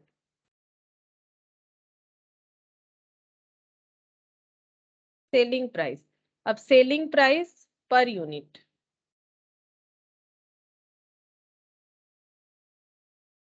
Thirty 37,500 divided by 24,000,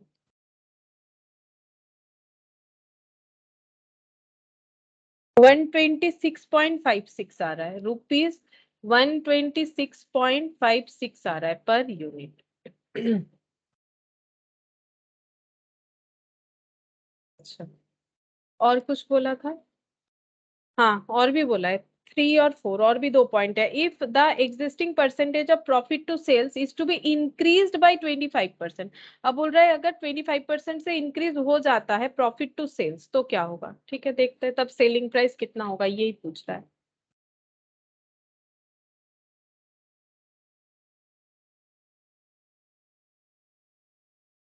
selling price again cost plus profit,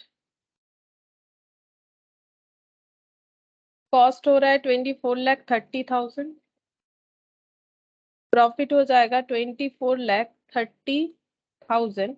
अच्छा ये कितना बोला है, इंक्रीज करने के लिए 25% इंक्रीज होगा, percentage of profit to sales, ठीक है, सेल्स के ऊपर जो प्रॉफिट का परसेंटेज है वो है हम लोगों का 20%, वही वाला हम लोगों ने कॉस्ट में ट्रांसफर किया था, तो 20% का इंक्रीज करवाना है 25%। अब 20% पे 25% इंक्रीज करने से कितना हो जाएगा, 25% हो जाएगा, ये देखो ऐसे होगा ना। पहले profit on sales, profit on sales जो है वो है हम लोग का 20%, ठीक है, 20% पे हम लोगों को इंक्रीज करवाना है 25% मल्टीप्लाइड बाई 25%, ठीक है, तो ये हो जाएगा 20 इंटू 25% मतलब 5%, मतलब 25% ऑन सेल्स हो जाएगा। अब फिर से प्रॉब्लम इस पे नहीं लगा सकते, क्यों, क्योंकि ये मेरा सेल प्राइस है नहीं, ये तो मेरा कॉस्ट प्राइस है, तो 25% ऑन सेल मतलब कॉस्ट पे कितना होगा, 25 मतलब 1/4 ऑन सेल, तो 1/3 ऑन कॉस्ट होगा, तो इस पे 1/3 लगेगा, तो इतने सारे ट्रांसफॉर्मेशन का जरूरत हो रहा है। 24,30,000 डिवाइडेड बाई 3 प्लस 24,30,000, अच्छा 32,40,000। अब selling price per unit 32,40,000 divided by 24,000 unit, 135 rupees, 135 per unit. अच्छा ये हो गया हम लोग का थर्ड, और भी एक बाकी है, if profit per unit is 10 is to be earned, ठीक है, profit per unit 10 is to be earned. अच्छा तो फिर यहाँ पर क्या हो जाएगा, सेलिंग प्राइस इक्वल टू होता है कॉस्ट प्लस प्रॉफिट, कॉस्ट है 24,30,000, प्रॉफिट बोला है 10 रुपीज पर यूनिट अर्न करने के लिए, तो 24,000 यूनिट है, 2,40,000, तो 2,40,000 ऐड करने से ये हो जाएगा 26,70,000, ये हो गया सेलिंग प्राइस। अब selling price per unit,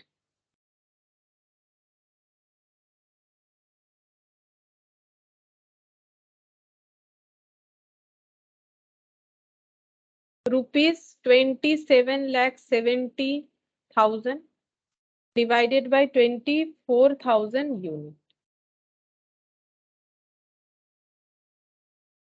26,70,000 divided by 24,000, 111.25, ठीक है, तो लगभग बहुत सारा मैथमेटिकल कैलकुलेशन करवा दिया है क्वेश्चन हम लोगों से, तो अलग अलग सेल प्राइस, ठीक है, इससे हमारा एक चीज तो प्रैक्टिस हुआ कि ऑन कॉस्ट ऑन प्रॉफिट क्या होगा, ठीक है। ये ऐसा मुझे नहीं लगता ऐसा इस तरह से डायरेक्टली आ सकता है, लेकिन हाँ इस तरह का क्वेश्चन हो सकता है। ये जो चेंजेस वगैरह हो रहा है ऐसा कॉस्ट शीट में काफी आता है, ठीक है। तो नेक्स्ट देखते हैं क्या है, कौन सा क्वेश्चन कर सकते हैं।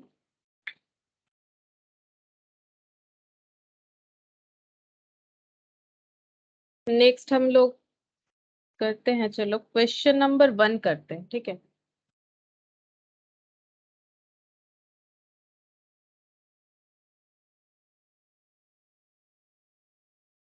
ये वाला क्वेश्चन करते हैं आज, ठीक है। Following data is available from the cost record of a company for the month of March 2017. 17 का हमें कुछ कैलकुलेशन मतलब डिटेल्स दे रखा है। Opening stock of job, job का मतलब होता है कि कोई टास्क पर्टिकुलर कस्टमर से अगर हम लोग कोई काम ले रहे हैं, जो भी काम हम लोग करते हैं उसको हम लोग बोल सकते हैं job. According to customer demand जब हम लोग कोई काम करते हैं तो उस काम को बोला जाता है जॉब कॉस्टिंग, ठीक है। अब जॉब देखो यहाँ पर 1 मार्च 2017 का जॉब नंबर, मतलब जैसे टोकन नंबर होता है ना कोई भी काम का कि ये कौन से कस्टमर का है, वैसे जॉब नंबर दिया जाता है। Job number, direct material, direct wages and factory overhead, ये है ओपनिंग स्टॉक। ये क्वेश्चन को पढ़ने आना चाहिए। देखो ओपनिंग स्टॉक ऑफ जॉब ये बोल रहा है, ठीक है ये। अच्छा उसके बाद ये बोल रहा है जॉब नंबर, इसका ओपनिंग स्टॉक का value, opening stock of material, opening stock of wages, opening stock of factory overhead, opening stock of material. Again job number 77 के लिए भी यही इस टाइप का डेटा दे रखा है। फिर direct material use during the month of Feb, इतने सारे जॉब में कितना कितना मटेरियल यूज हुआ है वो दे रखा है। फिर डायरेक्ट लेबर डिटेल्स, इतने सारे जॉब में कितने रुपीस का खर्चा हुआ है डायरेक्ट लेबर का, लेबर ने कितने टाइम काम किया है वो हमें दे रखा है। तो हर जगह पे देखोगे तो 4 जॉब का मेन इंफॉर्मेशन दे रखा है। जॉब नंबर 99, 77, 66, 55, ठीक है। और कहीं कहीं 2 जॉब का ही इंफॉर्मेशन दे रखा है। Factory overhead are applied to job on production according to direct labour hour rate which is 2 per our, ठीक है। अब ये देखो ओवरहेड का बात हो गया, बोल रहे कि फैक्ट्री ओवरहेड को हम लोग जॉब पे कैसे अप्लाई करेंगे, अकॉर्डिंग टू डायरेक्ट लेबर। अब देखो ओवरहेड चैप्टर जब कर रहे हो तो देखो कंसेप्ट समझ में आएगा, क्योंकि वहां पर हम लोग ओवरहेड को अलग अलग बेसिस पे डिस्ट्रीब्यूट कर सकते थे, like direct labour wages, material, ठीक है, प्राइम कॉस्ट। डिपेंड करता था कि कौन सा डिपेंडेंट काम हमारा ज्यादा होता है, उसी पे हम लोग अपने ओवरहेड को अप्लाई करेंगे। तो यहाँ पर जरूर लेबर आवर ज्यादा जो है, मतलब लेबर आवर इंटेंसिव काम ज्यादा है, ठीक है। तो लेबर आवर क्योंकि ज्यादा इन्वॉल्व है तो इसीलिए लेबर आवर पे ही इन्होंने डिवाइड कर दिया हो, ठीक है। यहाँ पर हमें जैसे बता दिया हम लोग वैसे करेंगे, बता दिया है। और जो कि है 1 घंटे में 2 रुपए का खर्चा बता रहा है, ₹2 per our. Factory overhead incurred in March 17, total बता दिया है। देखो ये क्योंकि ये किसी पर्टिकुलर जॉब के लिए नहीं बताया है, ये रेट भी जैसे सारी जॉब का बता रखा है, क्योंकि अप्लाइड टू जॉब्स मतलब सारे जॉब के लिए ₹2 पर आवर फैक्ट्री ओवरहेड। और फैक्ट्री ओवरहेड टोटल पूरे मार्च के मंथ में 2100 का खर्चा हुआ है। अब यहाँ पर क्या बोला है, job number A99, A77 were completed during the month. अच्छा 2 जॉब है जो कि फुल्ली कंप्लीट हुआ है, 99, 77। They were billed to the customer at a price which include 15% of the price of the job for selling and distribution expense। billed का मतलब है bill किया गया, इनवॉइस रेज किया गया कस्टमर के अगेंस्ट में, जिसका प्राइस इन्होंने कैसे डिसाइड किया, उन्होंने इंक्लूड किया है उस पे और भी 15% of the price of the job for selling and distribution expenses and another 10% of the price for profit, ठीक है। इन्होंने 15% जो है सेलिंग डिस्ट्रीब्यूशन एक्सपेंसेस इंक्लूड किया है और बाकी 10% जो है प्रॉफिट का पोर्शन इंक्लूड किया है, ठीक है। ये हमें बताया गया है। और नेक्स्ट हमें क्या बता रहा है कि जॉब कॉस्ट शीट फॉर, यहाँ पर करने क्या बोला है, जॉब कॉस्ट शीट प्रिपेयर करने बोला है, ये दोनों जॉब का जो कि कंप्लीटेड है। फिर बोला है सेलिंग प्राइस डिटरमाइन करो इन दोनों जॉब का, तो हम लोग उसी में दिखा देंगे, कॉस्ट शीट में सेलिंग प्राइस भी निकल जाएगा। जब हमारा टोटल कॉस्ट निकलेगा वहां पर प्रॉफिट या लॉस जो भी हो रहा है वो इंक्लूड करने से ही सेलिंग प्राइस मिल जाएगा। नेक्स्ट बोला है calculate the value of WIP, ये अलग से हमें कैलकुलेट करके दिखाने के लिए बोला है, ठीक है। देखते हैं कैसे होगा। WIP का मतलब होता है वर्क इन प्रोग्रेस, बस इतना ही है question.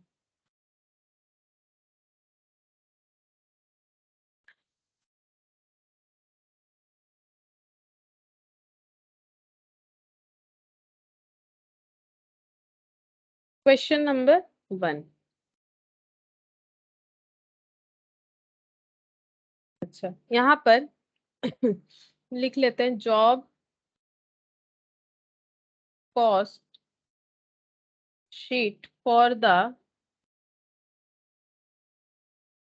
month of March 2070।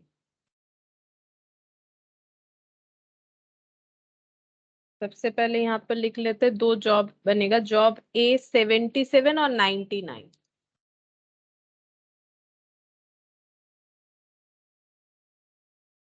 Particulars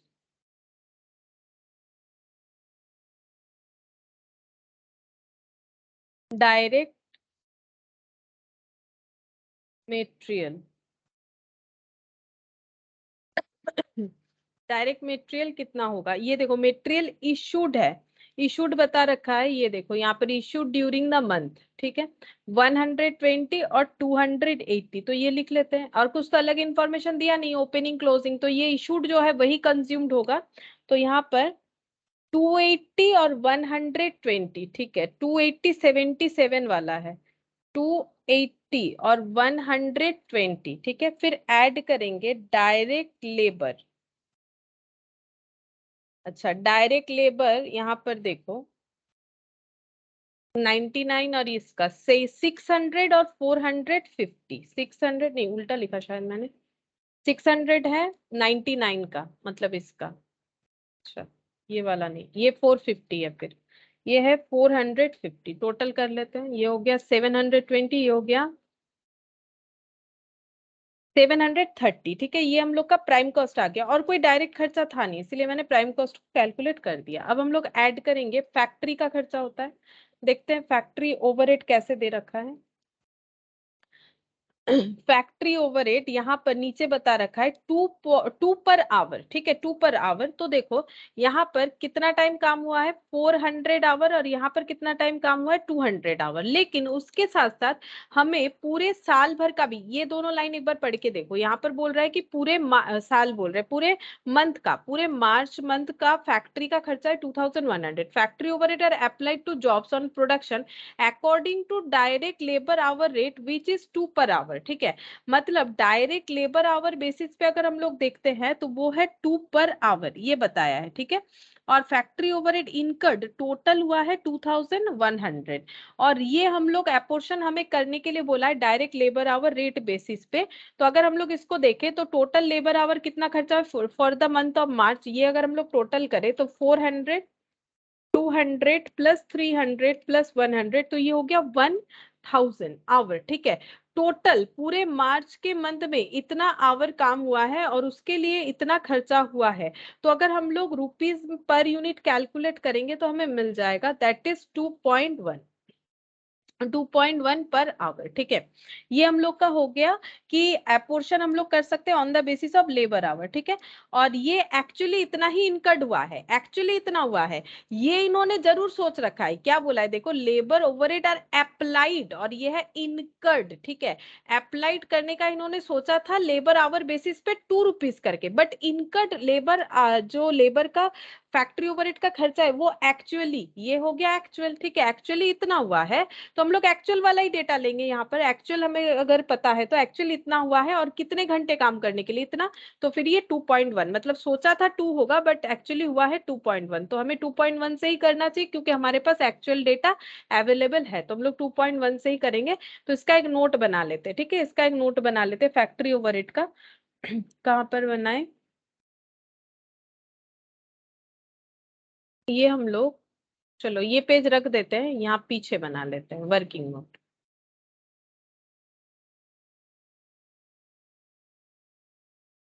The factory overhead actually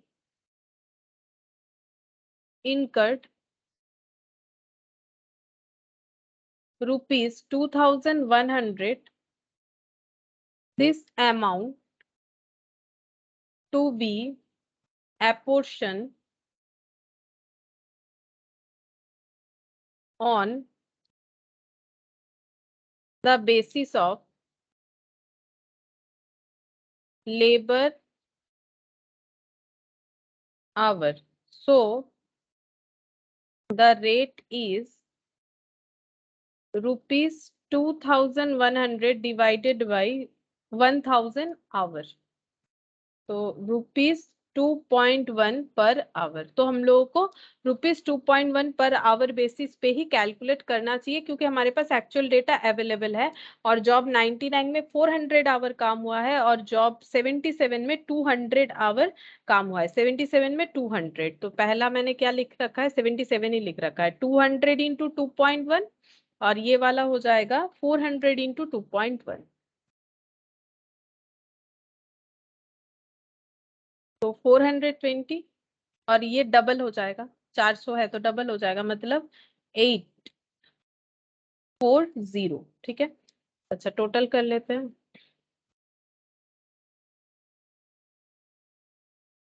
अच्छा, इसको हम लोग लिखेंगे. ये हम लोग का आ जाता है फैक्ट्री कॉस्ट, लेकिन ये हो गया ग्रॉस. ठीक है, ये हो गया ग्रॉस फैक्ट्री कॉस्ट. क्यों?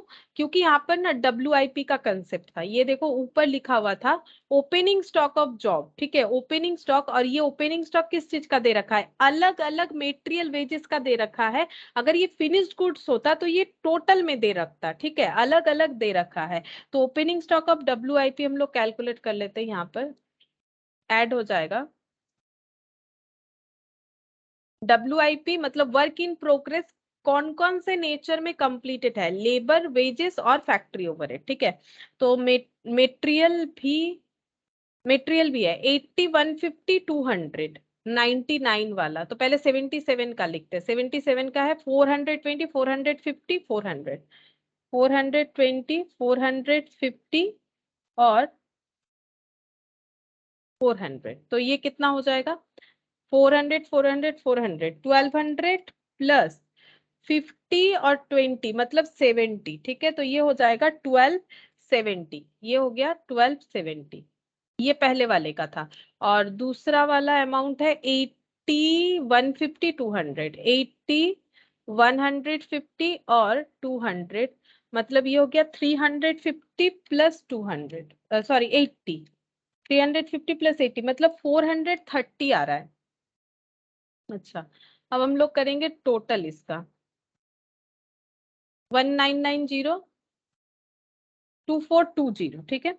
अच्छा, अब हम लोग ये भी हम लोग का एक्चुअली यहाँ पर ग्रॉस फैक्ट्री कॉस्ट नहीं लिख के हम लोगों को यहाँ लिखना चाहिए, तब नहीं तो 2 बार लिखना पड़ेगा एक ही बात. ठीक है, ये ग्रॉस फैक्ट्री कॉस्ट यहाँ पर लिखना चाहिए. लेस कर देंगे क्लोजिंग अगर कुछ है तो हमें मिलेगा. पहले देख लेते हैं क्लोजिंग कुछ था तो नहीं. क्लोजिंग कुछ नहीं था पूरे क्वेश्चन में. क्लोजिंग कुछ नहीं था. अगर क्लोजिंग लेस कर देते तो हम लोग लिख पाते कि नेट फैक्ट्री कॉस्ट क्या होगा. नहीं है, छोड़ो, यही वाला रहेगा. ये हो गया ग्रॉस फैक्ट्री कॉस्ट. अब इसमें ऐड कर देंगे सेलिंग एंड डिस्ट्रीब्यूशन ओवरहेड. ठीक है, जिसको हमें कुछ लैंग्वेज में बोल रखा था, डायरेक्टली नहीं बोला था. ठीक है, यहाँ पर बोला था बिल जो कस्टमर को रेज किया जाएगा उसमें 15% सेलिंग डिस्ट्रीब्यूशन का एक्सपेंसेस ऐड किया जाएगा और 10% प्रॉफिट का. तो यहाँ पर सेलिंग डिस्ट्रीब्यूशन ऐड होगा. देखते हैं कितना होगा. ऐड होने से हमें मिल जाएगा कॉस्ट ऑफ सेल्स. फिर इसमें ऐड कर पाएंगे प्रॉफिट अगर प्रॉफिट है तो. और फिर यहाँ पर बिलिंग प्राइस मिल जाएगा. अच्छा, कुछ है अवेलेबल हमारे पास लिखने लायक यहाँ पर? तो मुझे चलो कुछ नहीं दिख रहा है. अब हमें वर्किंग नोट से ही जो भी करना है सेलिंग एंड डिस्ट्रीब्यूशन. तो working note number 2.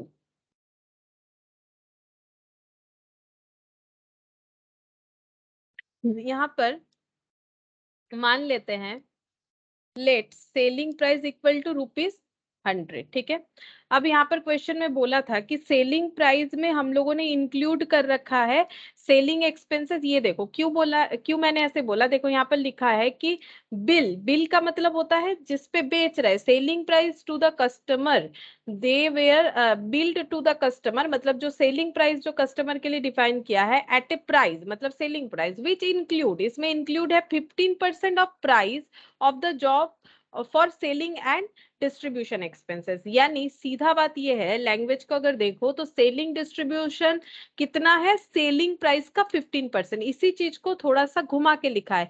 They were bill to the customer at a price मतलब सेलिंग प्राइस यहाँ तक. विच इंक्लूड, मतलब सेलिंग प्राइस में इंक्लूड है 15% of the price of the job, ठीक है, 15% of the price of the job for selling and, मतलब 15% क्या है, प्राइस ऑफ द जॉब मतलब selling price, 15% of selling price जो है वो सेलिंग एंड डिस्ट्रीब्यूशन एक्सपेंसेस है, ठीक है। तो यहाँ पर हम लोग इसको इनटू करेंगे सेलिंग एंड डिस्ट्रीब्यूशन एक्सपेंस बोल के, यानी ओवरहेड। तो 100 का 15% यानी 15 रुपीज हो गया सेलिंग एंड डिस्ट्रीब्यूशन ओवरहेड। और प्रॉफिट भी इस तरह से ही हमें डिफाइन कर रखा है, प्रॉफिट बता रखा है, देखो यहाँ पर से, and another 10% of the price, मतलब सेलिंग प्राइस फॉर प्रॉफिट, ठीक है। तो 100 का 10% यानी 10 रुपीज प्रॉफिट हो जाएगा, ठीक है, 10 रुपीज प्रॉफिट हो जाएगा। अच्छा, अब हम लोग यहाँ से क्या कैलकुलेट कर सकते हैं पता है, देखो हम लोग को पता है कि सेलिंग प्राइस का मतलब कौन कौन सा पोर्शन आ गया होगा, सेलिंग प्राइस का मतलब हम लोगों ने, हम लोग का फैक्ट्री कॉस्ट, ठीक है, factory cost plus selling and distribution overhead, ठीक है, प्लस प्रॉफिट, ठीक है।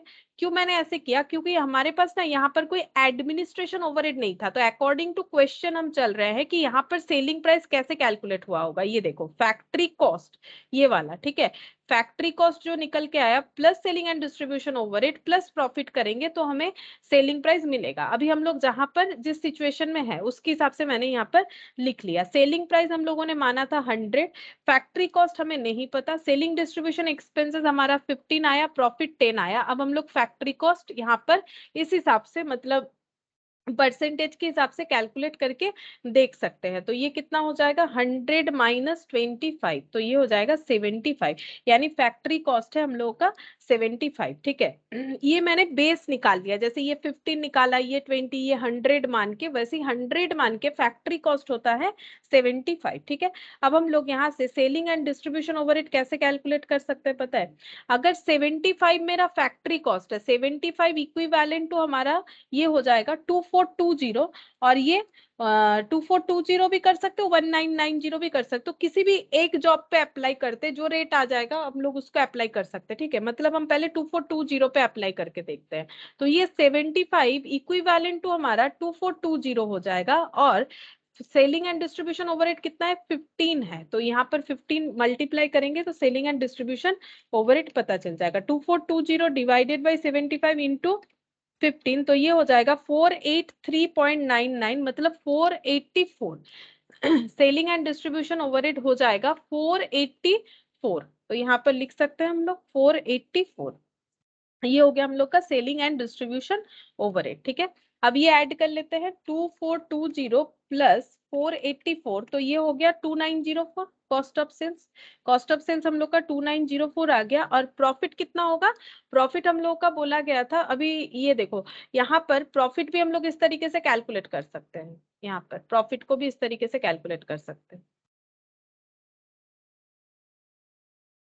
2420 इक्विवेलेंट टू 75 इंटू प्रॉफिट कितना है 10, तो 2420 ये इक्विवेलेंट टू 75 है, प्रॉफिट है 10, यानी 322.6, यानी 322, यानी 23 कर देते हैं, 323 क्योंकि 0.6 आ रहा है, तो 323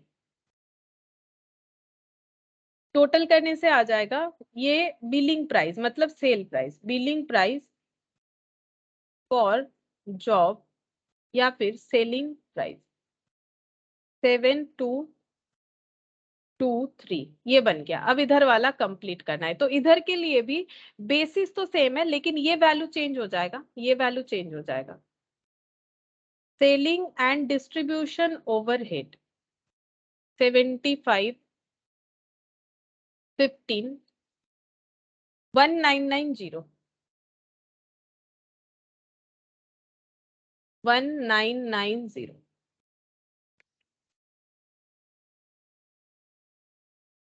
398 आ रहा है, ठीक है, 398 आ रहा है, चेक करते हैं टोटल करने से कितना आएगा, 2388 आ रहा है, 2388 आ रहा है। अब इस पे प्रॉफिट भी अप्लाई करना पड़ेगा, तो प्रॉफिट भी इस तरीके से यहाँ पर कैलकुलेट कर सकते हैं, 1990 बाई 75 इंटू 10,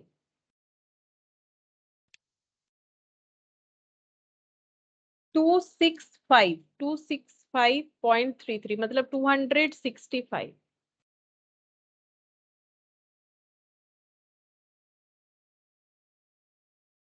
टू 388 प्लस 265 2653 कितना आ गया?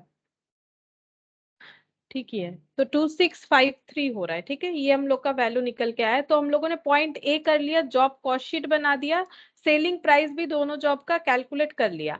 ये point calculate the value of work in progress, हमें बोला है value of work in progress calculate करके दिखाने के लिए। ठीक है, कैलकुलेट करते हैं।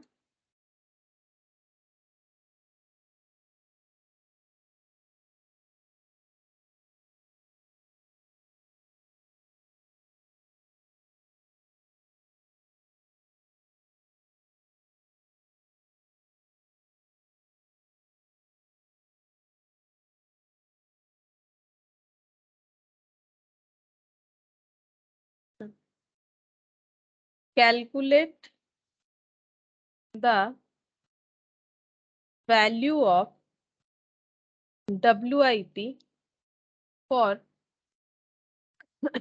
March 2017।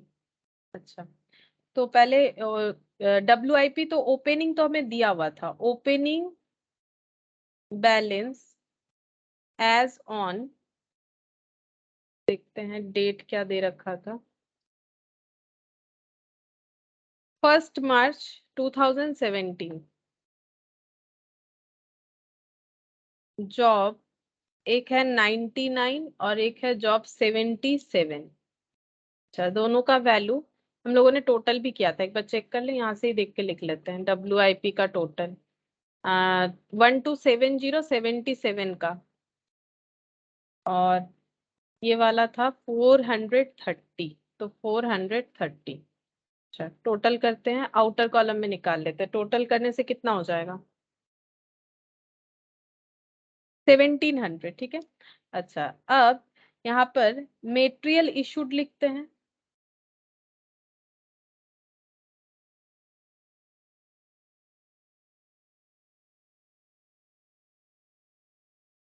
हमें बोला है कि क्या कैलकुलेट करने बोला है, देखो क्यों ऐसा कर रहे हैं, हमें कैलकुलेट करने के लिए बोला गया है कि value of work in progress. ठीक है, जो वर्क इन प्रोग्रेस है उसका वैल्यू, तो ओपनिंग तो दे रखा है, तो इसका मतलब बेसिकली हमें क्लोजिंग WIP कैलकुलेट करने बोला है। तो हम लोग क्लोजिंग WIP कैसे कैलकुलेट करेंगे? हमारे पास जो ओपनिंग WIP था और इस बार हम लोगों ने जितना भी खर्चा किया प्रोडक्शन करने के लिए वो भी लिखना पड़ेगा। तो जॉब, अब देखो ओपनिंग हमारे 2 जॉब का ही अवेलेबल था, तो हम लोगों ने 2 जॉब का लिखा, लेकिन बाकी मटेरियल जो इशूड हुआ है, जो यूज हुआ है वो हमें सारे जॉब का दे रखा है, 120 280 225 300। बाकी जॉब का यहाँ पर WIP नहीं था, इसका मतलब सारे जॉब का WIP ओपनिंग में होगा ऐसा जरूरी नहीं है। बाकी जॉब का इसका मतलब नहीं है, मतलब WIP में बाकी जॉब नहीं था इस वजह से। तो job A 99, job B, sorry job A 7766, job A 77, job A 66 और जॉब A 55। अच्छा, वैल्यूज देखते हैं, 120 280 225, 120 280 225 और ये 300 था लास्ट वाला। ऐड करते हैं, 120 प्लस 280 प्लस 225 प्लस 300, तो ये हो गया 925। जैसे हम लोग करते हैं ना ओपनिंग स्टॉक प्लस परचेज, ठीक है, माइनस क्लोजिंग स्टॉक करते हैं, तो हमें क्या मिलता है? हम लोग कंजम्पशन ऑफ रॉ मटेरियल निकालते हैं। वैसे अगर हम लोग WIP कैलकुलेट करना चाहते हैं तो हमें क्या करना पड़ेगा? Opening stock of WIP plus इस बार अगर हम लोगों ने मतलब जो भी हमारा नया प्रोडक्शन है उसमें जो भी खर्चा किया है वो प्लस करना पड़ेगा। ठीक है, तो यहाँ पर मटेरियल के अलावा और क्या खर्चा हुआ है? डायरेक्ट लेबर का, तो डायरेक्ट लेबर का खर्चा ऐड करते हैं, यहाँ पर देख लेते हैं कितना होगा। अब इंडिविजुअली जॉब पे कैलकुलेट करना है। ठीक है, तो यहाँ पर दे भी रखा है, देखो यहाँ पर दे भी रखा है, हमें हम लोग देख देख के ही लिखेंगे, 600 450 जो दे रखा है वही लिखना पड़ेगा। तो यहाँ पर हो जाएगा job A 99, job A 77, job B, sorry job A 66 और जॉब A 55 वैल्यूज लिखते हैं। वैल्यूज है 600, 450, 675, 225, 675, 225, 600, 450, 675, 225, तो ये टोटल हो गया 1950। ठीक है। अच्छा, नेक्स्ट हम लोग ऐड करेंगे factory overhead. Factory overhead total में हमें 2100 बता दिया गया था। ये सब टोटल करने से आ जाएगा हमें फैक्ट्री कॉस्ट। तो टोटल करते हैं 1950 है मेरे कैलकुलेटर में लिखा हुआ, 1700, 925 और 2100, तो ये हो जाएगा 6675 फैक्ट्री कॉस्ट। ठीक है, ये फैक्ट्री कॉस्ट हो गया। अब हम लोग यहाँ से लेस करेंगे factory cost of completed job. ठीक है, क्यों कर रहे हैं, देखो हम लोग क्या कैलकुलेट करें, हमें कैलकुलेट करने के लिए बोला है कि ऐसा कौन सा गुड्स है जो सेमी फिनिश्ड हालत में है। ठीक है, तो इसके लिए हमें क्या पता करना पड़ेगा कि पहले हम लोग का ओपनिंग में WIP कितना था, ये था। ठीक है, फिर हम लोगों ने इस बार जो भी जॉब कंप्लीट किया है उसमें क्या क्या खर्चा किया है, मेटेरियल का खर्चा, डायरेक्ट लेबर और फैक्ट्री ओवरहेड, इसके अलावा कुछ था नहीं। देख लो तुम लोग, मेटेरियल का खर्चा था, लेबर का खर्चा था और फैक्ट्री ओवरहेड था। ठीक है, और ये सेलिंग डिस्ट्रीब्यूशन तो बाद में आएगा, WIP कैलकुलेट हो रहा है वो तो इसके पहले कैलकुलेट हो जाएगा। इसी वजह से हम लोग यहाँ पर देख रहे हैं कि क्या क्या खर्चा हम लोगों ने किया है, और फिर यहाँ से लेस कर देंगे जो इसमें से फिनिश गुड्स प्रॉपरली बन चुका था वो लेस कर देंगे, तो हमें पता चल जाएगा कि सेमी फिनिश्ड कौन सा पड़ा हुआ है। तो factory cost of completed job, तो दो ही जॉब कंप्लीट हुआ है जिसका हम लोगों ने एक्चुअली क्या किया, अभी हम लोगों ने कॉस्ट शीट बनाया। ठीक है, तो जॉब ए 99 और 77। अच्छा, जो कंप्लीट हो गया है उसका कॉस्ट हम लोगों ने कैलकुलेट किया है 2420। ये सब नहीं लेना है क्योंकि हमें फैक्ट्री कॉस्ट देखना है। तो 2420 1990, तो इसमें से 2420, 2420 और 1990 इतने वैल्यू का गुड्स कंप्लीटेड है, जो कि इसमें इंक्लूडेड होगा क्योंकि ये तो टोटल फैक्ट्री कॉस्ट है। जितना जॉब कम इस बार हम लोगों ने कंप्लीट करने का कोशिश किया उसमें से इतना कंप्लीटेड है, तो बाकी बचा हुआ अनकंप्लीटेड है। तो जो अनकंप्लीटेड है वही हम लोग का हो जाएगा, जो इनकम्प्लीट है वही हम लोग का हो जाएगा WIP। तो यहाँ पर हो जाता है 2265। ठीक है, 2265, तो इसको हम लोग बोलेंगे closing work in progress as on 31st March. 31st March year क्या था, ईयर 17 था। अच्छा, ये हो गया 2265। ठीक है, ये आंसर आ जाएगा।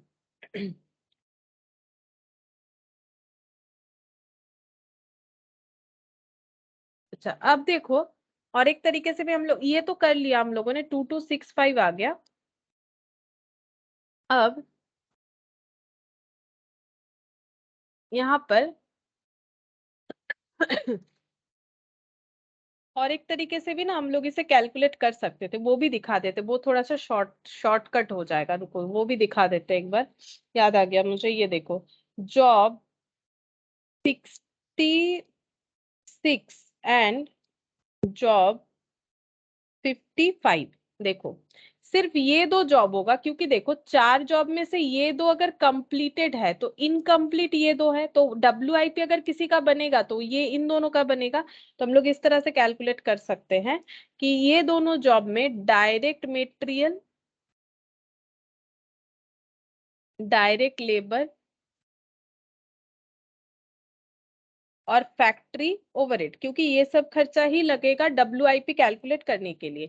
तो डायरेक्ट मटेरियल जितना भी खर्चा हुआ है, लेकिन ये तो पूरा जॉब मतलब कंप्लीट नहीं हुआ है, तो ये दो जॉब में जो भी मटेरियल का खर्चा हुआ है, मटेरियल का खर्चा हुआ है 225 और 300। ठीक है, तो दोनों का टोटल कर लेते हैं।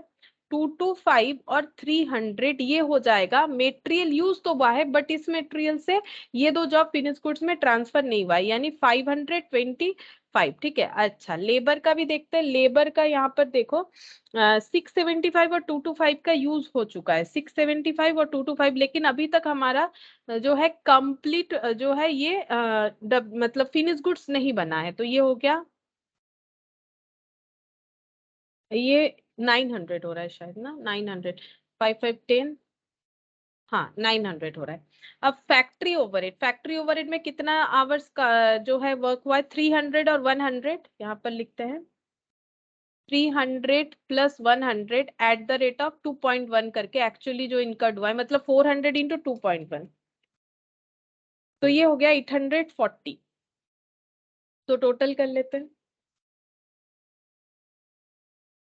तो ये भी देखो 2265 आ गया ना। इस तरह से भी कर सकते हो, ये थोड़ा सा शॉर्ट हो जाएगा, उसमें काफी ज्यादा कैलकुलेशन करना पड़ रहा है। मतलब जो जॉब कंप्लीट नहीं हुआ वो क्लोजिंग डब्ल्यूआईपी है, तो उसमें जो भी खर्चा हुआ है वही हो जाएगा वैल्यू ऑफ क्लोजिंग डब्ल्यूआईपी। मतलब जो अभी क्लोजिंग एज अ डब्ल्यूआईपी में है उसका वैल्यू कितना है, उसका वैल्यू हो गया इतना। ठीक है, ये इस तरह से कैलकुलेट कर सकते हैं। नेक्स्ट देखो, और एक क्वेश्चन हम लोग कर सकते हैं, इलस्ट्रेशन 2। देखो, prepare cost sheet for an engineering company which produces standard components in batches of 1000 pieces each. ठीक है, 1000 पीसेस, एक बैच में 1000 पीसेस प्रोडक्शन हो रहा है। Batch passes through 3 process, foundry, machinery, assembly, 3 processing unit से ये जो है बैचेस जो है जा रहा है। Material use for batch number 001 were foundry में 1300 ton at the rate of 50 per ton, of which 50 tons were sent back to stores। अच्छा, अब यहाँ प्रोसेस 3 बता दिया, डायरेक्ट लेबर, ओवरहेड का खर्चा। एक comparison of actual cost with estimated cost disclose that material and overhead have exceeded the estimated by 20%, whereas the estimated labor cost is 10% more than the actual, so the variances with respect to the estimate। अच्छा, मतलब बोल रहा है कि देखो यहाँ पर कि एक कंपैरिजन बनाया जाना चाहिए एक्चुअल और एस्टिमेटेड कॉस्ट में। ठीक है, फिर हम लोग चेक करेंगे कि कौन सा कॉस्ट ज्यादा है कि कम है। That material and overhead have exceeded the estimate 20%, whereas the estimated labour cost is 10% more than the actual. बोल रहा है कि मटेरियल का खर्चा एक्चुअल से 20% ज्यादा दिख रहा है, लेबर 10% ज्यादा दिख रहा है। हमें वेरिएंसेस को बताना है, मतलब फेवरेबल है कि हम लोग का एडवर्स है वो बताना है। तो देखो सिंपल बात है, बताते हैं कैसे करके हमें देखना चाहिए इसका। जब तुम लोग स्टैंडर्ड कॉस्टिंग करोगे तो वहां पर भी बोलो। वो स्क्रीन शेयर नहीं। हेलो, ये क्या हो जा रहा है?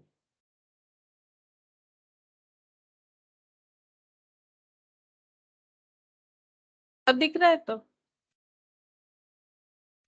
No ma'am. বন্ধ হয়ে গেছে। फिर बंद हो गया।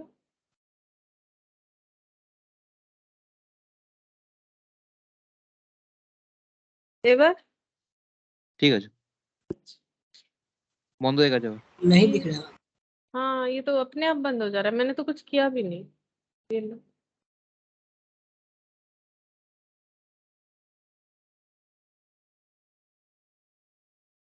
আবার বন্ধ হয়ে গেল। फिर से बंद हो गया, देखो मैंने কাজই করছি না তাও নিজে নিজেই হয়ে যাচ্ছে। দাঁড়াও,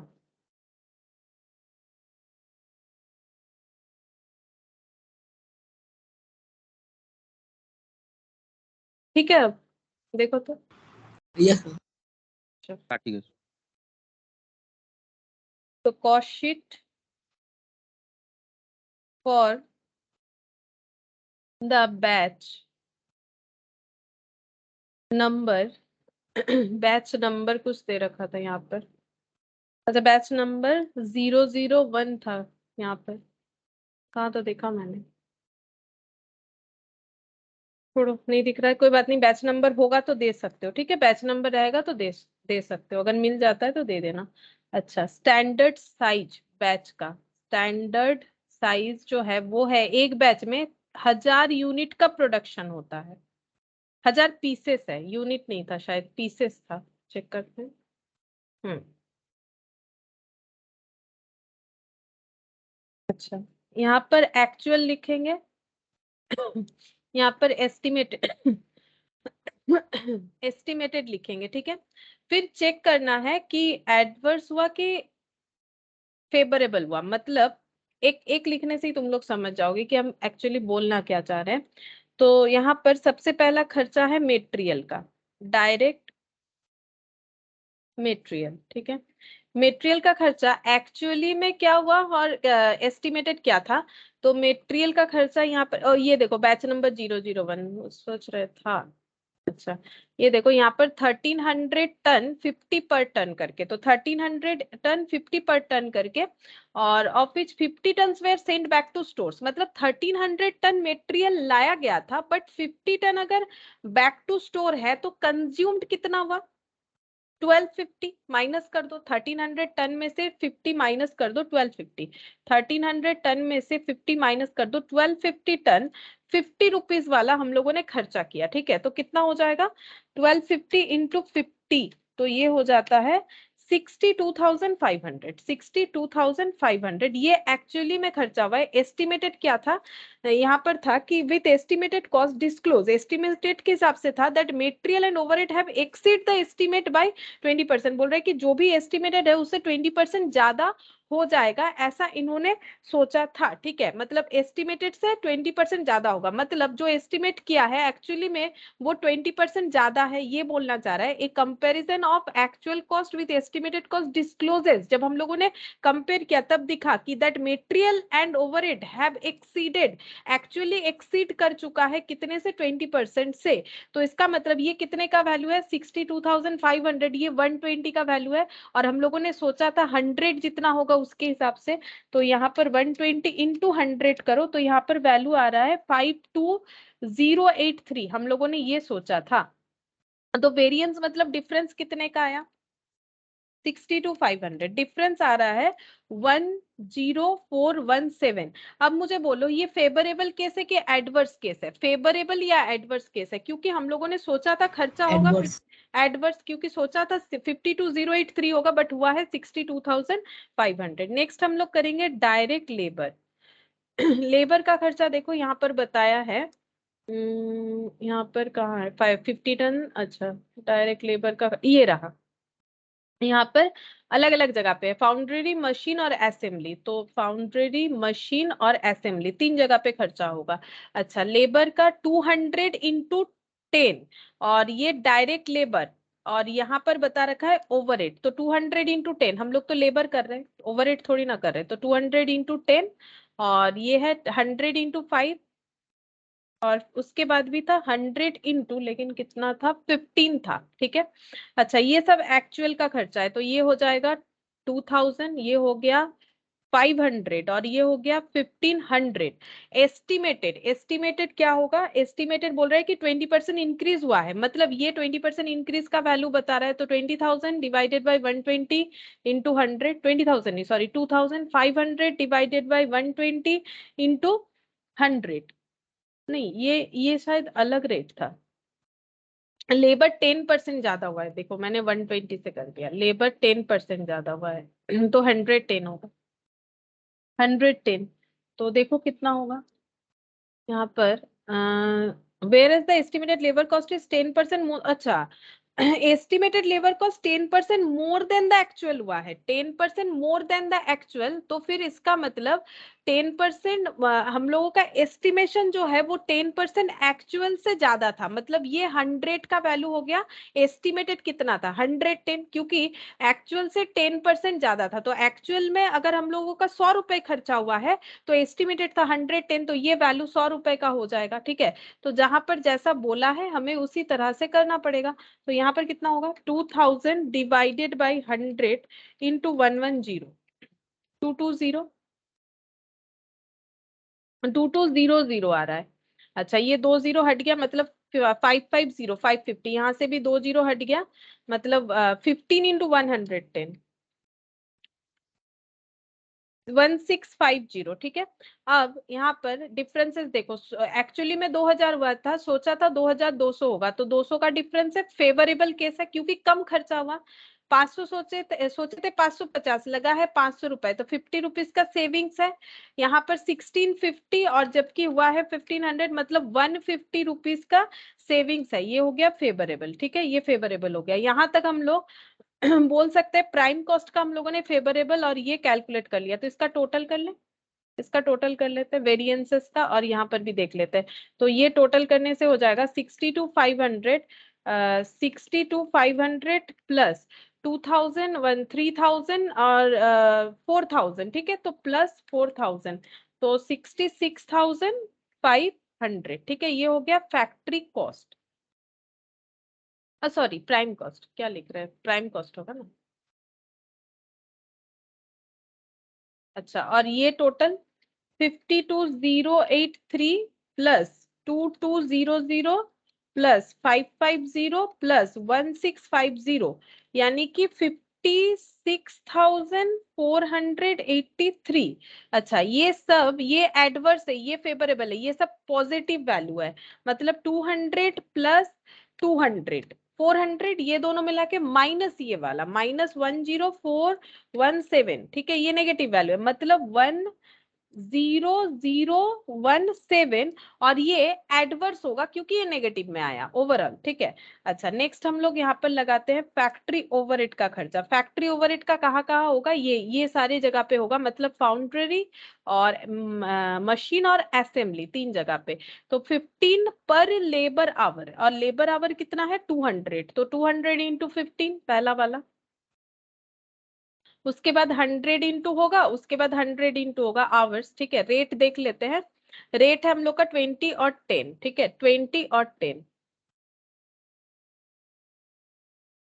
अच्छा, तो यहाँ पर हो जाएगा 3000, ये हो जाएगा हम लोग का 2000, ये हो जाएगा हम लोग का 1000। अच्छा, अब हम लोग देखते हैं कि इसमें क्या बोला था ओवरहेड का। ओवरहेड का हमारा यहाँ पर बताया था मेटेरियल एंड ओवरहेड, ये ओवरहेड का 20% इंक्रीज वाला बताया था, मतलब मेटेरियल के जैसे यहाँ पर चेक करना पड़ेगा। तो 3000 divided by 120 into 100, 2000 divided by 120 into 100, 1000 divided by 120 into 100, तो ये हो जाएगा 3000 डिवाइडेड बाई 120 इंटू 100, 2500। अच्छा, ये हो जाएगा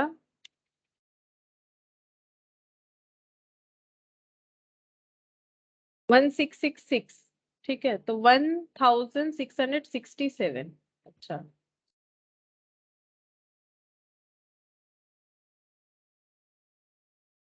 833। अब चेक करते हैं, 3000 एक्चुअली में लगा था, सोचा था 2500, यानी 500 का एडवर्स है, 500 एडवर्स है। 2000 हुआ जबकि सोचा था 1667, तो माइनस कर लो, 2000 माइनस 1667, तो चेंजेस है 333 का एडवर्स हो गया। अच्छा, 1000 और 8833 सोच रखा था हम लोगों ने, ठीक है, तो फिर 167 हो जाएगा एडवर्स। अच्छा, अब हम लोग इसका कर लेते हैं टोटल फिर से, तो हमें फैक्ट्री कॉस्ट मिल जाएगा, फैक्ट्री कॉस्ट, तो ये हो गया 3000 टू 5000 1000 6000, मतलब 72,500, और ये है 56,483 प्लस 1667 प्लस 833, अच्छा 2500 भी था, तो 61,483। अच्छा, ये सब एडवर्स है, तो आंसर एडवर्स ही आएगा, ये सब ऐड हो जाएगा, 333 प्लस 167, 500 500 यहाँ पर 1000, ठीक है, 1000, और ये हो गया 11,017, ठीक है, ये आ रहा है, ये एडवर्स आएगा, मतलब ये सब तो नेगेटिव है, वैसे बोल सकते हो, मतलब इसमें भी ऐसे लगा सकते हो अपने समझने के लिए, तो ये हो गया नेगेटिव, ठीक है।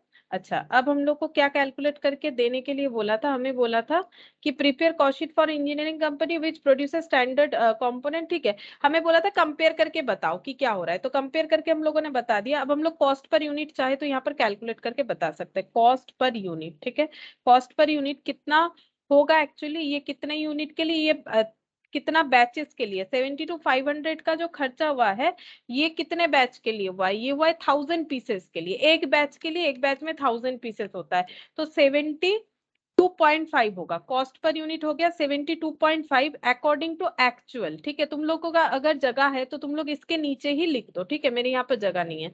और अगर हम लोग एस्टिमेटेड बेसिस पे देखें, एस्टिमेटेड बेसिस पे देखें तो कॉस्ट पर यूनिट हो जाएगा 61,483 डिवाइडेड बाय 1000, मतलब 61.483, 61.48 ये हो रहा है। ये हो गया एस्टिमेटेड बेसिस पे।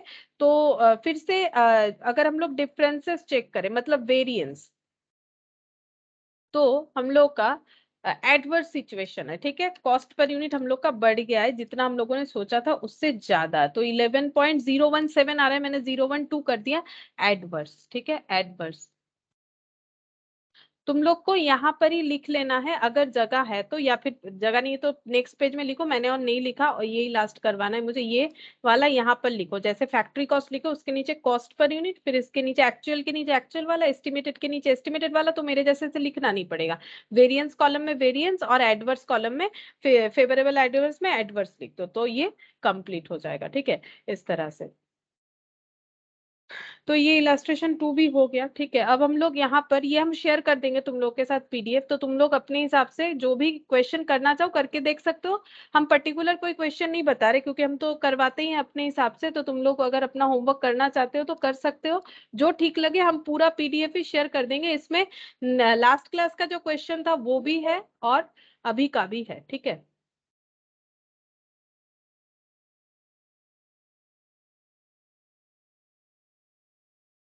ठीक है, फिर इतना ही करेंगे और नहीं करते हैं।